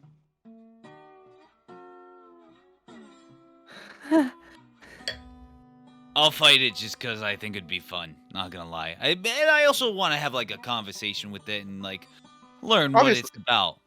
Obviously, if we could somehow persuade it to just leave, we'll do that. I mean, Yeah, that's obviously I don't want to die. Let's be honest. I don't have a death wish. Arguvar is going to give a look to Celestina and Big G and goes, there will most likely be no chat between a white dragon, and then look over to Rylin. Oh, but I'm ready to die for this cause because I believe it will be approaching us either way. Okay. I'm prepared. I've been prepared to die for a long time, and so. Yeah, I've lived a long and Aren't you 7? A long life. That is true. For a kobold, that is very long. Yeah, Me and Morph getting are up ready there to in die. age. No. What are we doing? Oh, the warriors who sit here and prepare and think that they're going to on. die before going into a fight do. More We're not going to sit importantly, here and plan for that. We're going to plan for what we do afterward. I am not 7. First off, I am 6. Okay, I still got some skip in my step. And secondly, lovely humans, and other beings. Mostly other beings. Asking age is not really the thing that we're doing right now. So we're going to fight a dragon? Yes. Is that the decision? Yes. Okay, Me and Morph have decided to agree. And I pull out Morph and I go, I have given him a name to honor him. His name is not only Morph, but it is Morph. As I believe he needs a family to call his own. He is starting his own clan. I'm going to kiss Morph and then put him back into my bag. Oh, little Morph. What's your AC? My AC. Can I roll animal handling before you decide to steal my fucking memories, Kurt? Sure. You forget what dragons are. You did this to yourself, Brill. I will defend this sweet, sweet goop until my last day. I love him so much. 16? 16. That's not too bad. Okay. You see Morph doesn't immediately go after you. However, as you bring him out, Morph is definitely showing some signs of being very hungry here. He seems to be glancing around at the other people. Oh, here. I will happily cast. Don't do that. Don't do that, BG. That's a lot of I will magic. happily cast Goodberry and put one of the many berries into his vial for him to eat, and then put him back into my bag, thinking that berries will suffice this thing that consumes memories. But I think it'll work. You know what, Arguvar? I think Morph is a great name. Thank you. You are very kind. What about, like, for a nickname? What about, like, Momo? Momo? Momo, like you know, Momo. Morph, Momo, you know. In that case, I look to Rylin. Let us go and slay a dragon. Yeah, I feel like slaying a dragon's a lot easier than figuring out your pet's nickname. He is a family member, but yes, I agree. Would I actually be able to pull Big G aside for a quick second? Yeah. Actually, as we're getting ready to fight the dragon, I kind of get close to Big G and I say, like, kind of away from everyone. I'm like, hey, do me a favor. Let's not die to a dragon. Oh, I wasn't planning on it. Good. I just wanted to make sure. I figured that would be your response, but let's see the next morning. We'll both make it out of there. I mean, you're pretty hardy, and I got some tricks up my sleeves I haven't unveiled yet. So, I think we'll do well. But Big G, I do want you to promise me something. If it gets bad, run. Please. I will. But I'll make sure you're right on my tail. I didn't plan on being anywhere else. So Commander Miranda lets you know that there's definitely preparations that are to be made before we go off and fight this white dragon. However, the Mirenfeld camp, as you meet back up with the Mirenfeld camp here, you see the Feld start to disappear further and further into the horizon as the Mirenfeld camp prepares to head a different way. And the Mirenfeld camp, it takes about a day for the entire camp to get packed up and set out, but the camp was just moving, so it's a pretty quick process here. And the camp heads due west out of the swamp again, past Three Rivers Watch and out into the plains. The temperature and the weather shifts drastically as you head east, charging into the storm headlong. Everyone's breaking out winter coats before very long, thick furs. The wagons are all circled up every night very closely together. Pretty much everyone is just in their tents with fires, trying to keep as warm as they can as the storm is just bitterly cold. Is it like snow that's starting to pile up and like getting hard to walk in? As you continue on, the snow get higher and higher as the wagons have to trudge through it. I would like to, as we're walking through, start ritually casting something. And I'm gonna be like, I feel like I've put you all through a lot, having to not only carry your own weight, but carry my weight. So I got a little something that I need to thank all of you for helping me come up with. You've taught me a lot about this world. And I'm going to cast Phantom Steed. Ooh. And before all of you, you see a quadrupedal, long, hoofed-legged creature that, instead of short fur like a horse, it's kind of feathery as it goes up. And you see, on closer inspection, there are actually leaves, green leaves, throughout the entire thing, with a long reptilian tail, elongated head that goes up to a large dog head, but with two giant eyes that move in multiple sections and one large horn. I go, look what I made! It's a chameleon!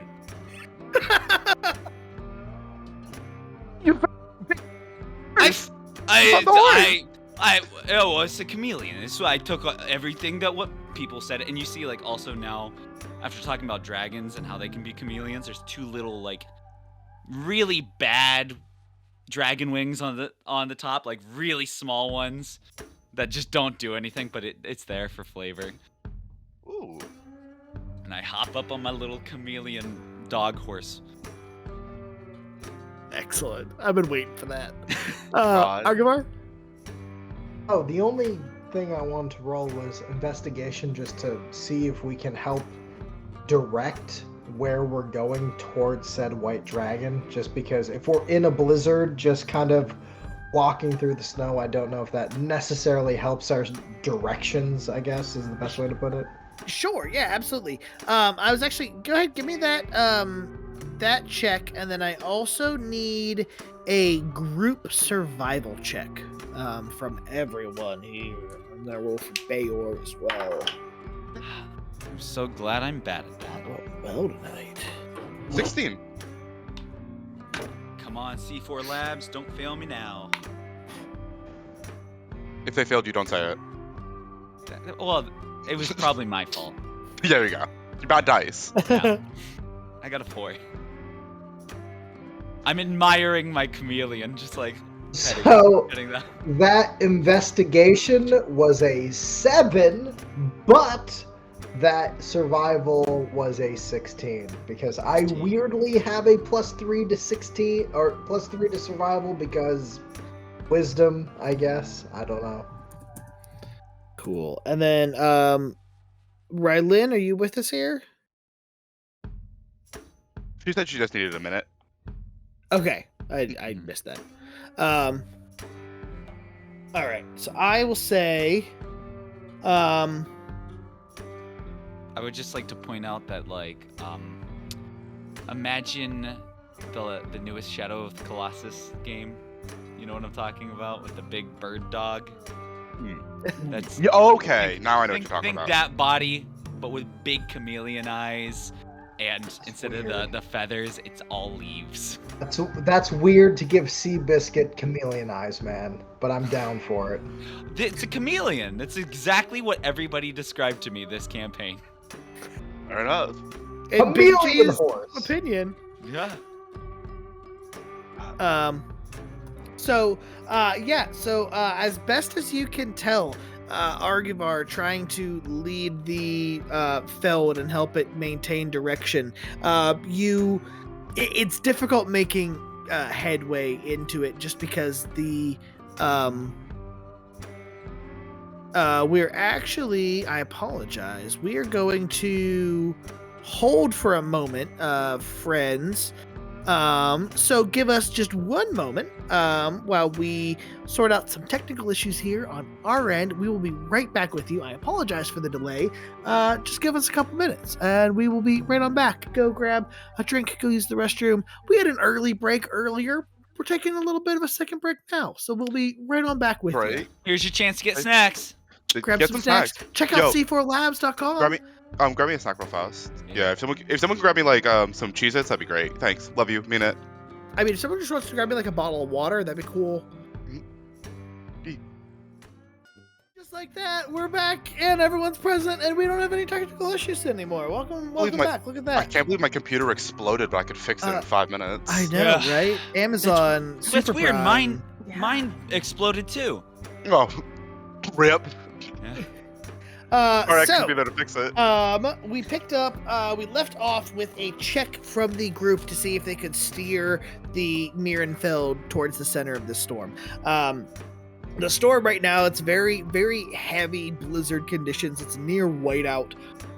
It is as much as possible, like it is as much as the drivers can do to try to keep a straight line and follow each other at this moment. But you do try to steer as much as you can into the center of this storm. As the gale continues to grow around you and blow heavier and heavier and heavier. It is, I'll say you travel for probably 2 days out into the storm. that being said, your progress is slowed heavily by the wind and the storm that are in your face. A bit of a little lore information. The oxen that pull the wagons for the Mirenfeld are actually a larger breed called aurochs. They are, just very, imagine like an ox on steroids, basically. Fuck They're yeah. very big. They've got these giant horns that point out. They're very long, shaggy furred. So the animals themselves are doing all right in this weather. They're sort of built for it. But it is still slow moving. And it is the third night into this trek of yours. Each of the scouting teams have taken turns being guards and taking watch over the camp over the night, and it is the newly formed scouting party's turn this evening. As you all take your stakes out and begin your watch for the evening, I need you all to make a perception check for me. I would like to take watch with Rylin. Sure. Ooh, that's pretty good. Non-natural 20. Okay. Thanks, D4 Labs. Ooh. Hey, Also this not too bad. wasn't the effect of C4 Labs. That's a crit fail. Full disclosure. Full disclosure, the tray was great. It's bad dice. I got a 19 on my die and a 4 on my guidance. Okay. So Thanks, D4 Labs. that is... so perception? Yes. So that's 23 plus 8. So 31. Okay, and then Celestina. That's going to be a non-natural 20. Okay. Rylin, it's getting pretty hard to see in this blizzard over here. I don't know if we're gonna be able to do it. Rylin, a lighthouse, just I have like the binoculars. oh god. Oh, what are you rolling dice over there for, Kurt? You don't have to do that. So,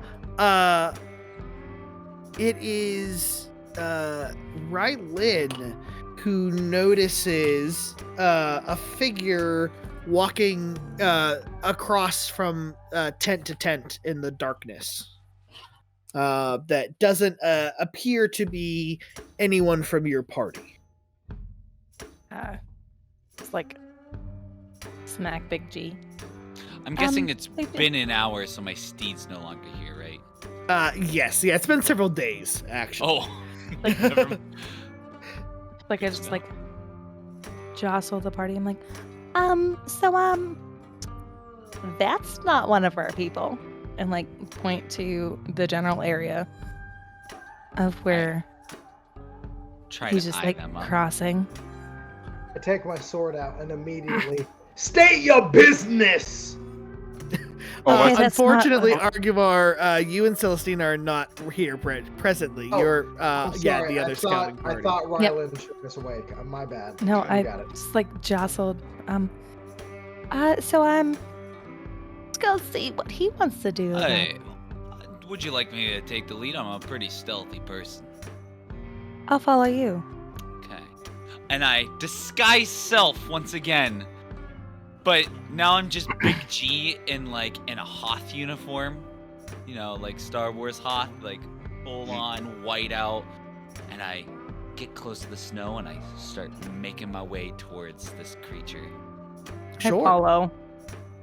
Go ahead and make a stealth check for me, Big G. Okay, I'm pretty good at that. Since I'm in all white, would I get advantage? Sure, and it's Yeah. nighttime. Ooh, okay. Or I'm glad I had advantage. That's 18 plus 7, so that'd be 25. Easy. Yeah, you're easily able to stealth along as you make your way up behind this figure. You're able to meet them as they are crossing. So the wagons are all circled up pretty tightly, and they're crossing across like the center and you're able to kind of meet them as they're heading back into one of the tents. And you see it is another one of the scouts of a different party. You've seen him around the camp before, but you see him about to, approach his tent and lift up the flap.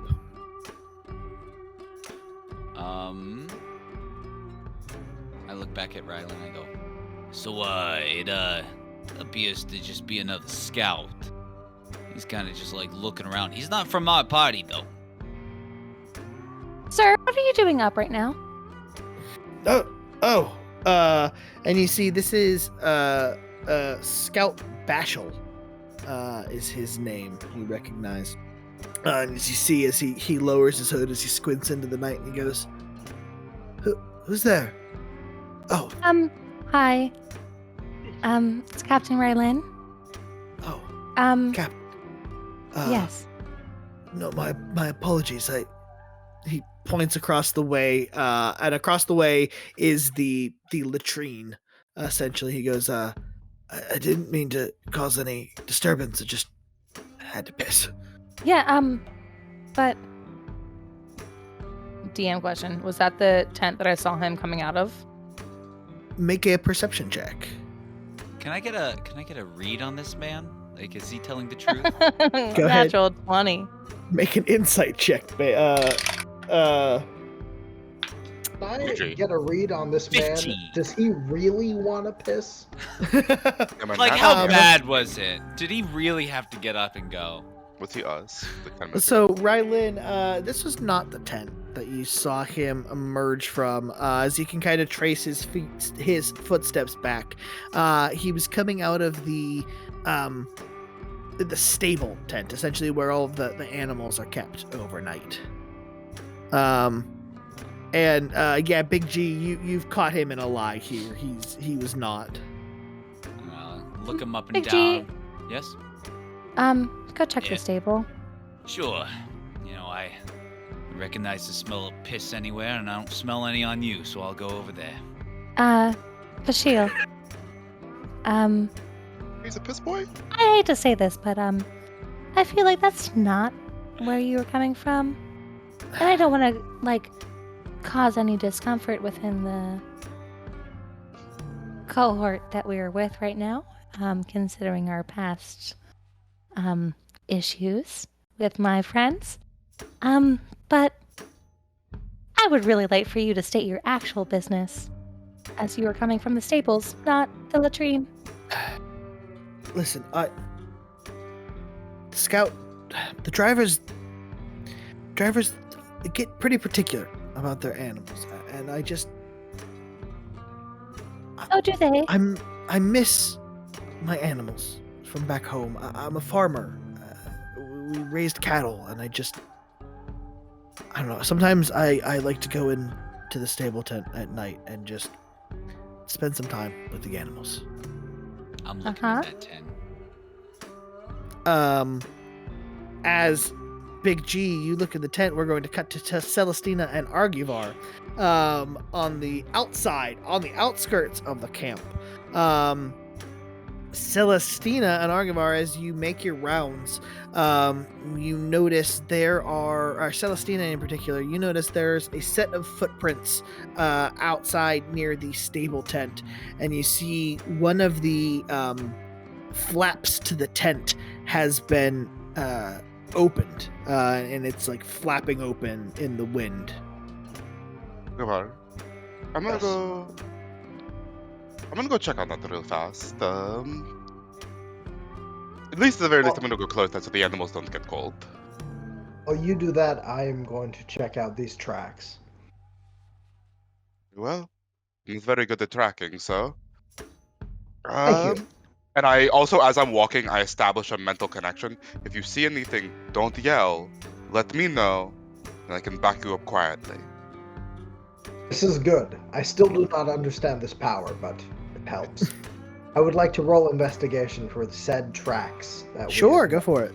And I would want to do, I guess, perception or so into, or just going into the stables or anything? Sure, yeah, give me perception. Buddy! We got our first crit of the night. Hey. Yeah! 14. 14, gotcha. So Arguvar, you're able to. So the footprints they lead into the or up to where the flap of the tent has been cut open to allow it to open up here into the wind. However, tracing them backwards, you're able to follow the footprints back around the back of the camp. And it takes you a little while to track the footprints back there. So we're going to cut to Celestina inside the tent. As you see, immediately as you come in, it is very warm in this tent as all of the animals are gathered up in here. You're able to see on the ground, though, there do appear to be a couple of like loose pieces of rope from what appear to be like leads on the animals, on the aurochs that have been cut. And you're quickly doing a little count, and there do appear to be a few of the aurochs that are missing from the tent. And it's around this time, the big G, I'm going to say you poke your head into the tent. Oh, Celestina!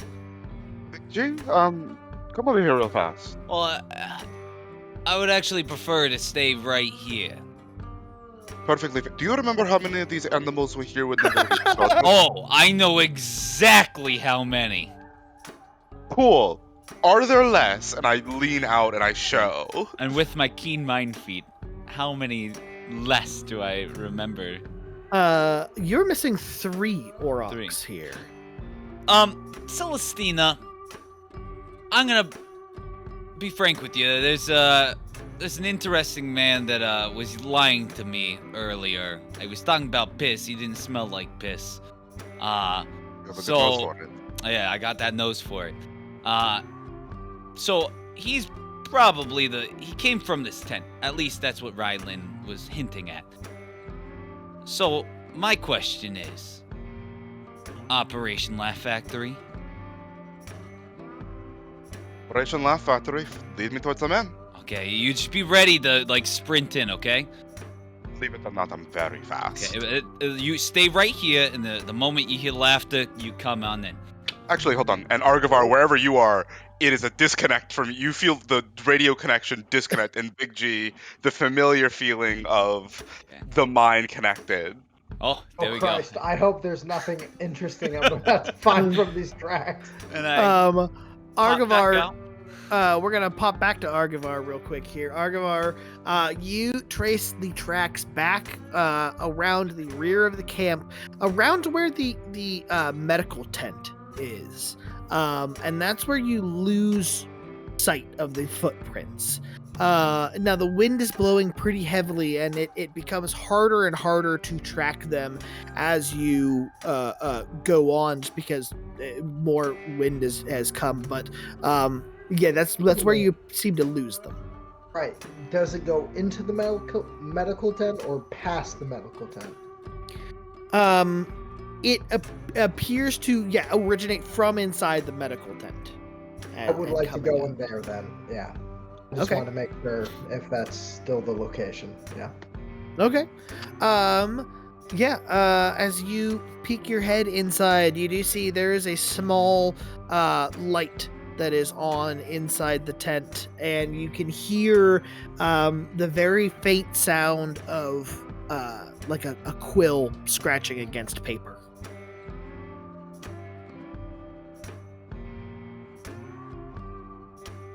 Okay, well, Arguvar isn't really one for investigation, so I would like to barge on in to whatever this lovely writing session is happening at the moment. Okay. So you barge on in, and you notice it's a familiar figure. This is Cleric Samuel, the cleric, the head medic of the tent, the camp. Dear mother. Is sitting at his desk with a book writing. And you pop in, and he seems to stand up very startled for a second, and he looks you up and down, and you see him, he closes the book and puts it in his desk, and he goes, yes, is there a problem? Are you hurt? Yes, I am not hurt, but I have noticed that there are strange tracks that are leading from your tent outward. I was investigating. What are you writing? Just writing my reports for the evening. Do you mind if I look at them? No, of course. And you see he opens the desk and he hands you a small black journal. It's a small leather ledger, essentially. And as you open it up, it's a very... there's a date, a name, an injury, and like what was done to help them. And he says, just standard medical reports, ensuring that Mirenfeld scouts are all healthy. You said there was tracks coming from my tent. Yes. If you would like to take a look at them, I find you trustworthy. First, I would like to ask, is there anything medically strange with anybody within the encampment that we should know about? To be honest, Arguvar, the strangest thing I've seen recently was that wound left on the half-orc gentleman, but, no, The one that you attacked. Oh. Yeah. I promise you that wound is very normal. If you would like to come with me to find said tracks, we can continue and help in this investigation. Considering the fact that the tracks lead back to your tent, I would like to keep an eye on you. You understand this is just procedure. Of course, I'd imagine I'd do the same given your situation. I guess we're going to cut back to... I would also like to have like that weird cleric bonding moment where I raise an eyebrow and he raises an eyebrow, and it's like, yeah, you get it. You're cool. You're a cleric. As we're going to cut back to Rylin with Bashal here. As he's standing, as you see Big G appear from the stable tent. Okay. I walk up gingerly. Oh, Rylin, did you finish your conversation with the gentleman? Did you find out what he's doing? Well, he said that he was, just having some time with the, livestock, because he was a farmer at one point. And I look at him and look him up and down and go, that seems logical. I went in there, they seem to be having a good time. What's your name? My name is Bashal. Bashal, oh my Fergus goodness. Bashal. Great animals in there, right? Yes. Oh my god, you should have heard the joke they told me. Like it was a joke about cheese, but it wasn't very Gouda. And I cast Tasha's hideous laughter on him. As soon as I hear the staff down and cast Chalet on my staff. Yeah, and as soon as I hear Gouda, I know that's the code, because then I run out just towards wherever Big G is, ready to just hit. All right, what do I have to roll here, Big G? That would be a wisdom saving throw. That's my first roll all night that's actually been above a 10. It was a 12.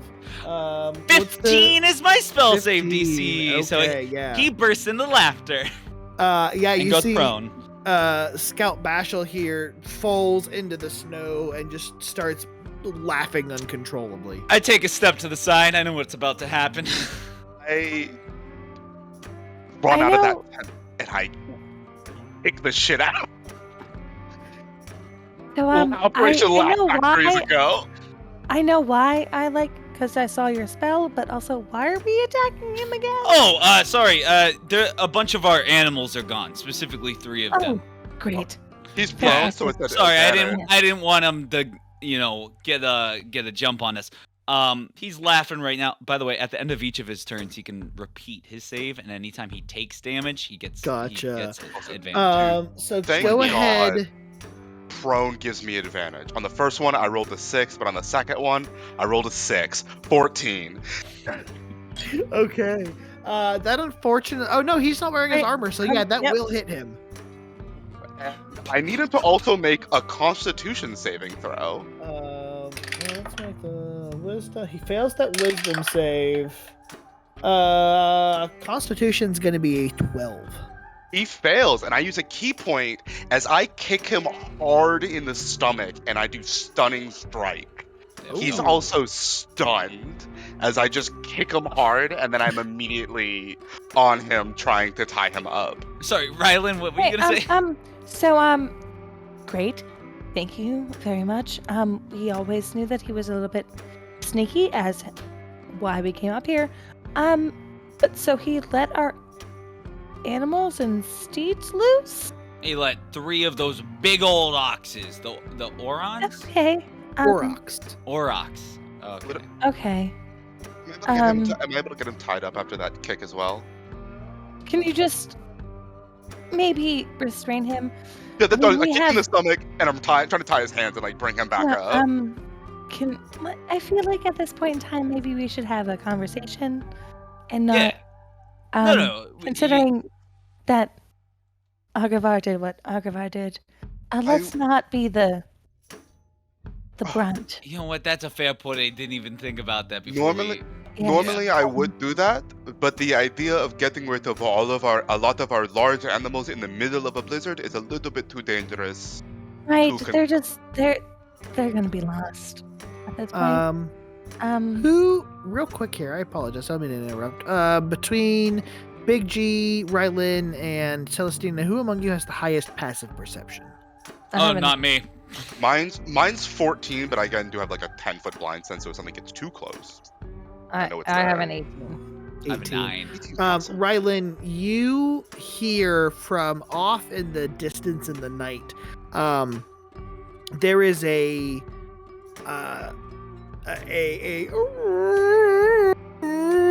as the sounds like an aurochs crying out. Okay. Right. Oh God. Not Larry, Curly, and Mo. Is this the time that I do this? Have I seen aurochs before? I feel like I have.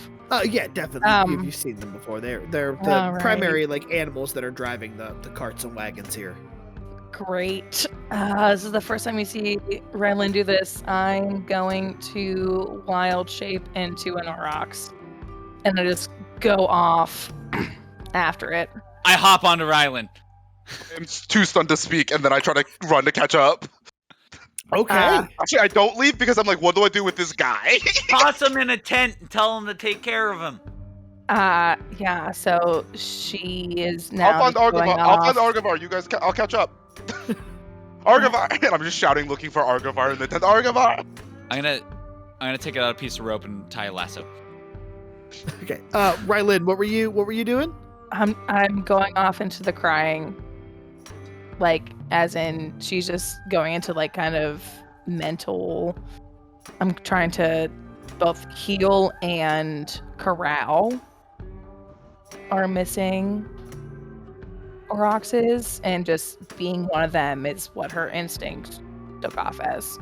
Gotcha. Cool. We're gonna cut to Arguvar real quick here. As Arguvar, you pick up outside the tent.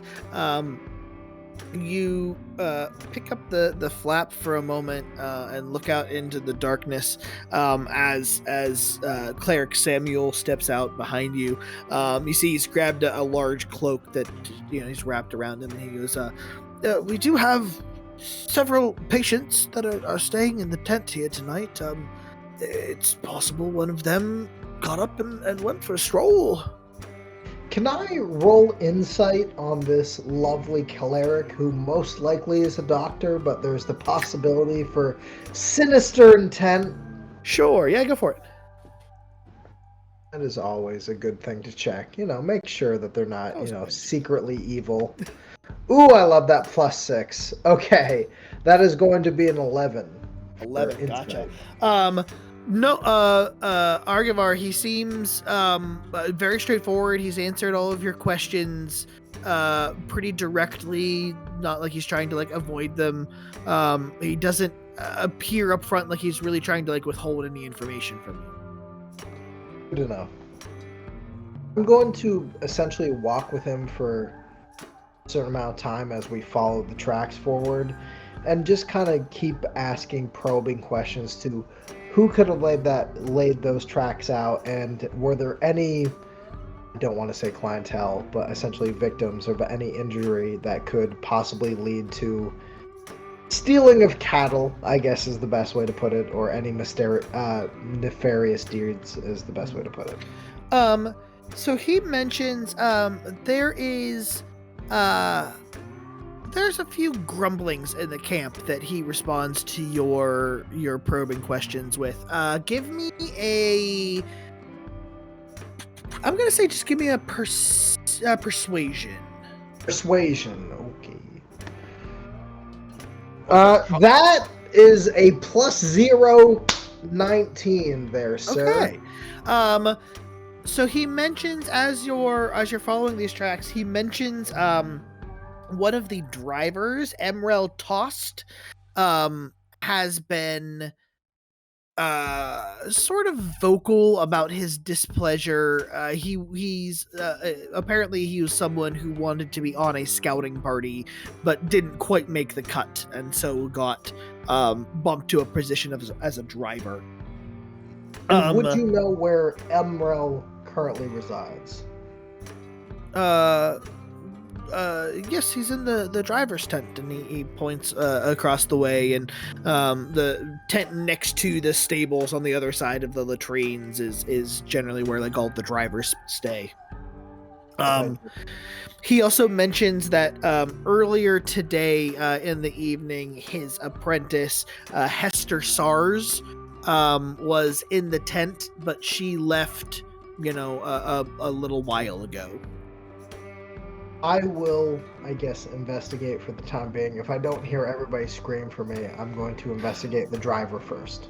Yeah, I was going to say, it's probably around this time where you're asking about these other people or this other stuff that might be going on in the camp, that you hear, not very stealthy, Rylin transform into an Aurochs and go taking off through the camp as you hear, probably a little too far away to make out exactly what they're saying, but you can make out the voices of Big G and Celestina call back and forth to each other.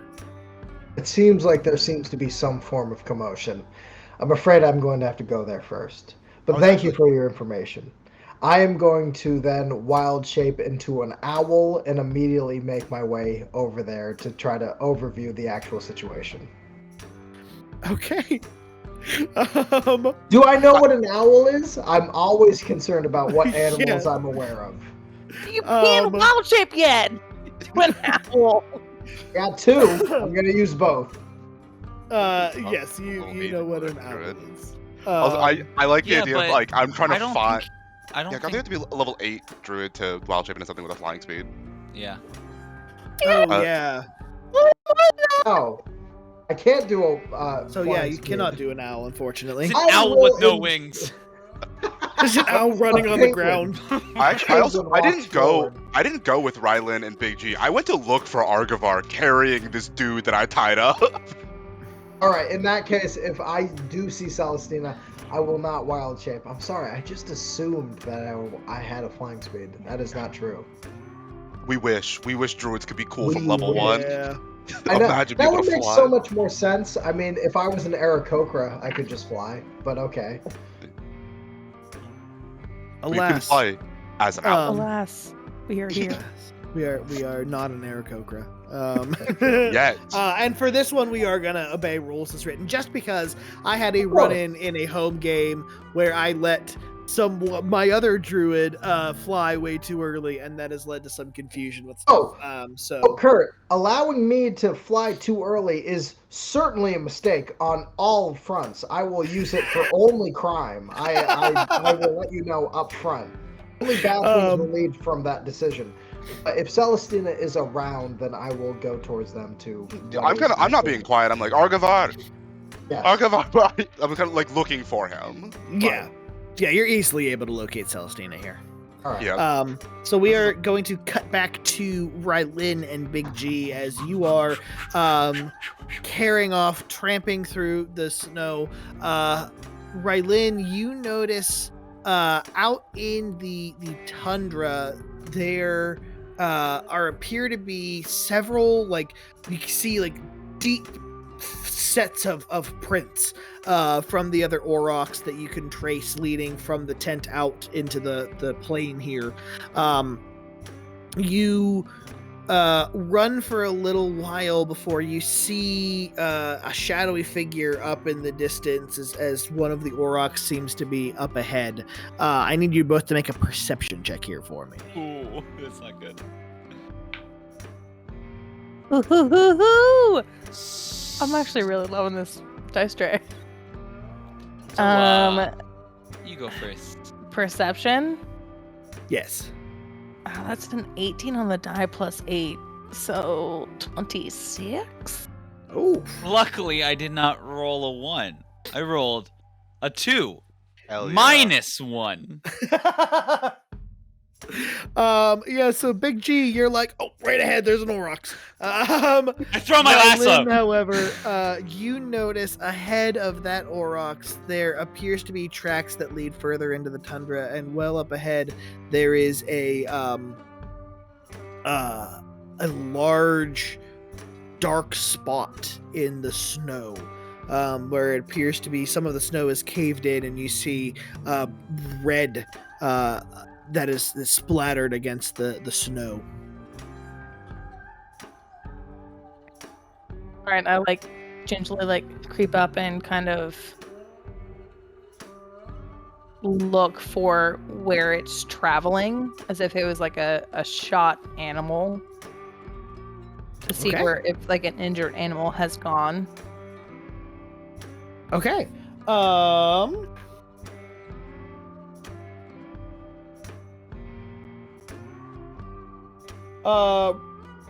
Rylin, high or low? High. Okay. Rylin, as you creep forward up towards this second Aurochs that you see here, trying to appear and kind of get a track of what's ahead, you feel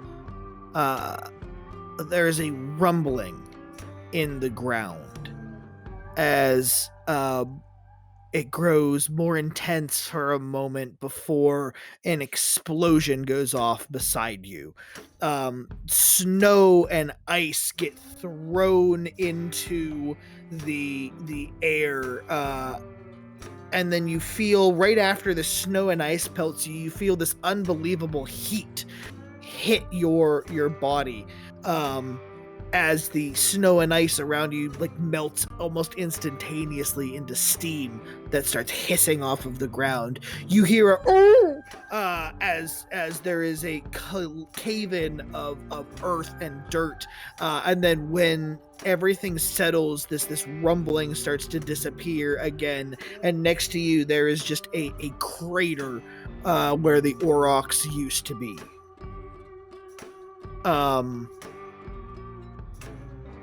And that's where we're going to cut it off for our evening. How when we're ending there? Oh. Aurochs. Because otherwise we're going to roll initiative, and it is 10:30, so I don't think we're going to start our initiative right now. But join us in 2. I know this is when it's so hard to wait 2 weeks when we do this, but we will be back in 2 weeks' time. That is May 3rd at 7:30, and we will be starting off figuring out exactly what is attacking our Aurochs friends here. First hearts now count. What's next? There's plenty more D&D in between there, though. Tomorrow night we have the Ash and Shade Committee at 7:30. Is Fandelver back on Sunday, or are they still? They're not back yet. May 4th. May 4th. Okay, so hey, that is right before. No, that is May 4th. Oh. That's Wednesday. This Sunday. Okay, whatever the Sunday is of May. Okay, that's the first. Yeah. So that'll be before our next game is the Lost Minds of Fandelver will be back. Next week you can still tune in at the same bat time, same bat channel, because 5% chance will be live with a very special one shot with some TikTok friends. It's a great game. You're not going to want to miss it. And then Ash and Shade is the next day as well. So there's plenty more D&D in between now and our next session of Diceburgh to keep you satiated and happy and just full of all of the dice and role playing you could want until we see exactly what has attacked our Aurochs here. Yeah. Thank you again to our sponsors, C4 Labs. Be sure to check out their website, c4labs.com. Use code BERG15, BERG with an H, 15 for 15% off any one item.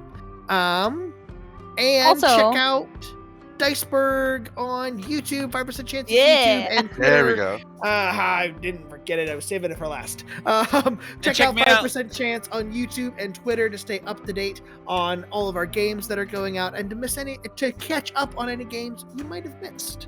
And thank you to Friends. C4 Also- Labs. Watch our Twitter for all of our scheduling updates. Monday, we tend to send out a Twitter update of what games are playing that week. So What's the Twitter? the Twitter is at Chance5 on the Twitter stream. I think. Chance5. Yeah. Amazing. Well, All thank you is so there. much for joining us, friends. Until next time, I've been Mr. Kurt Wise. Have a good night. Thank you for being here. Patreon.com/Dumbstep Love you. podcast. Please give us loot. Ko-fi.com/Mr. Kurt Wise.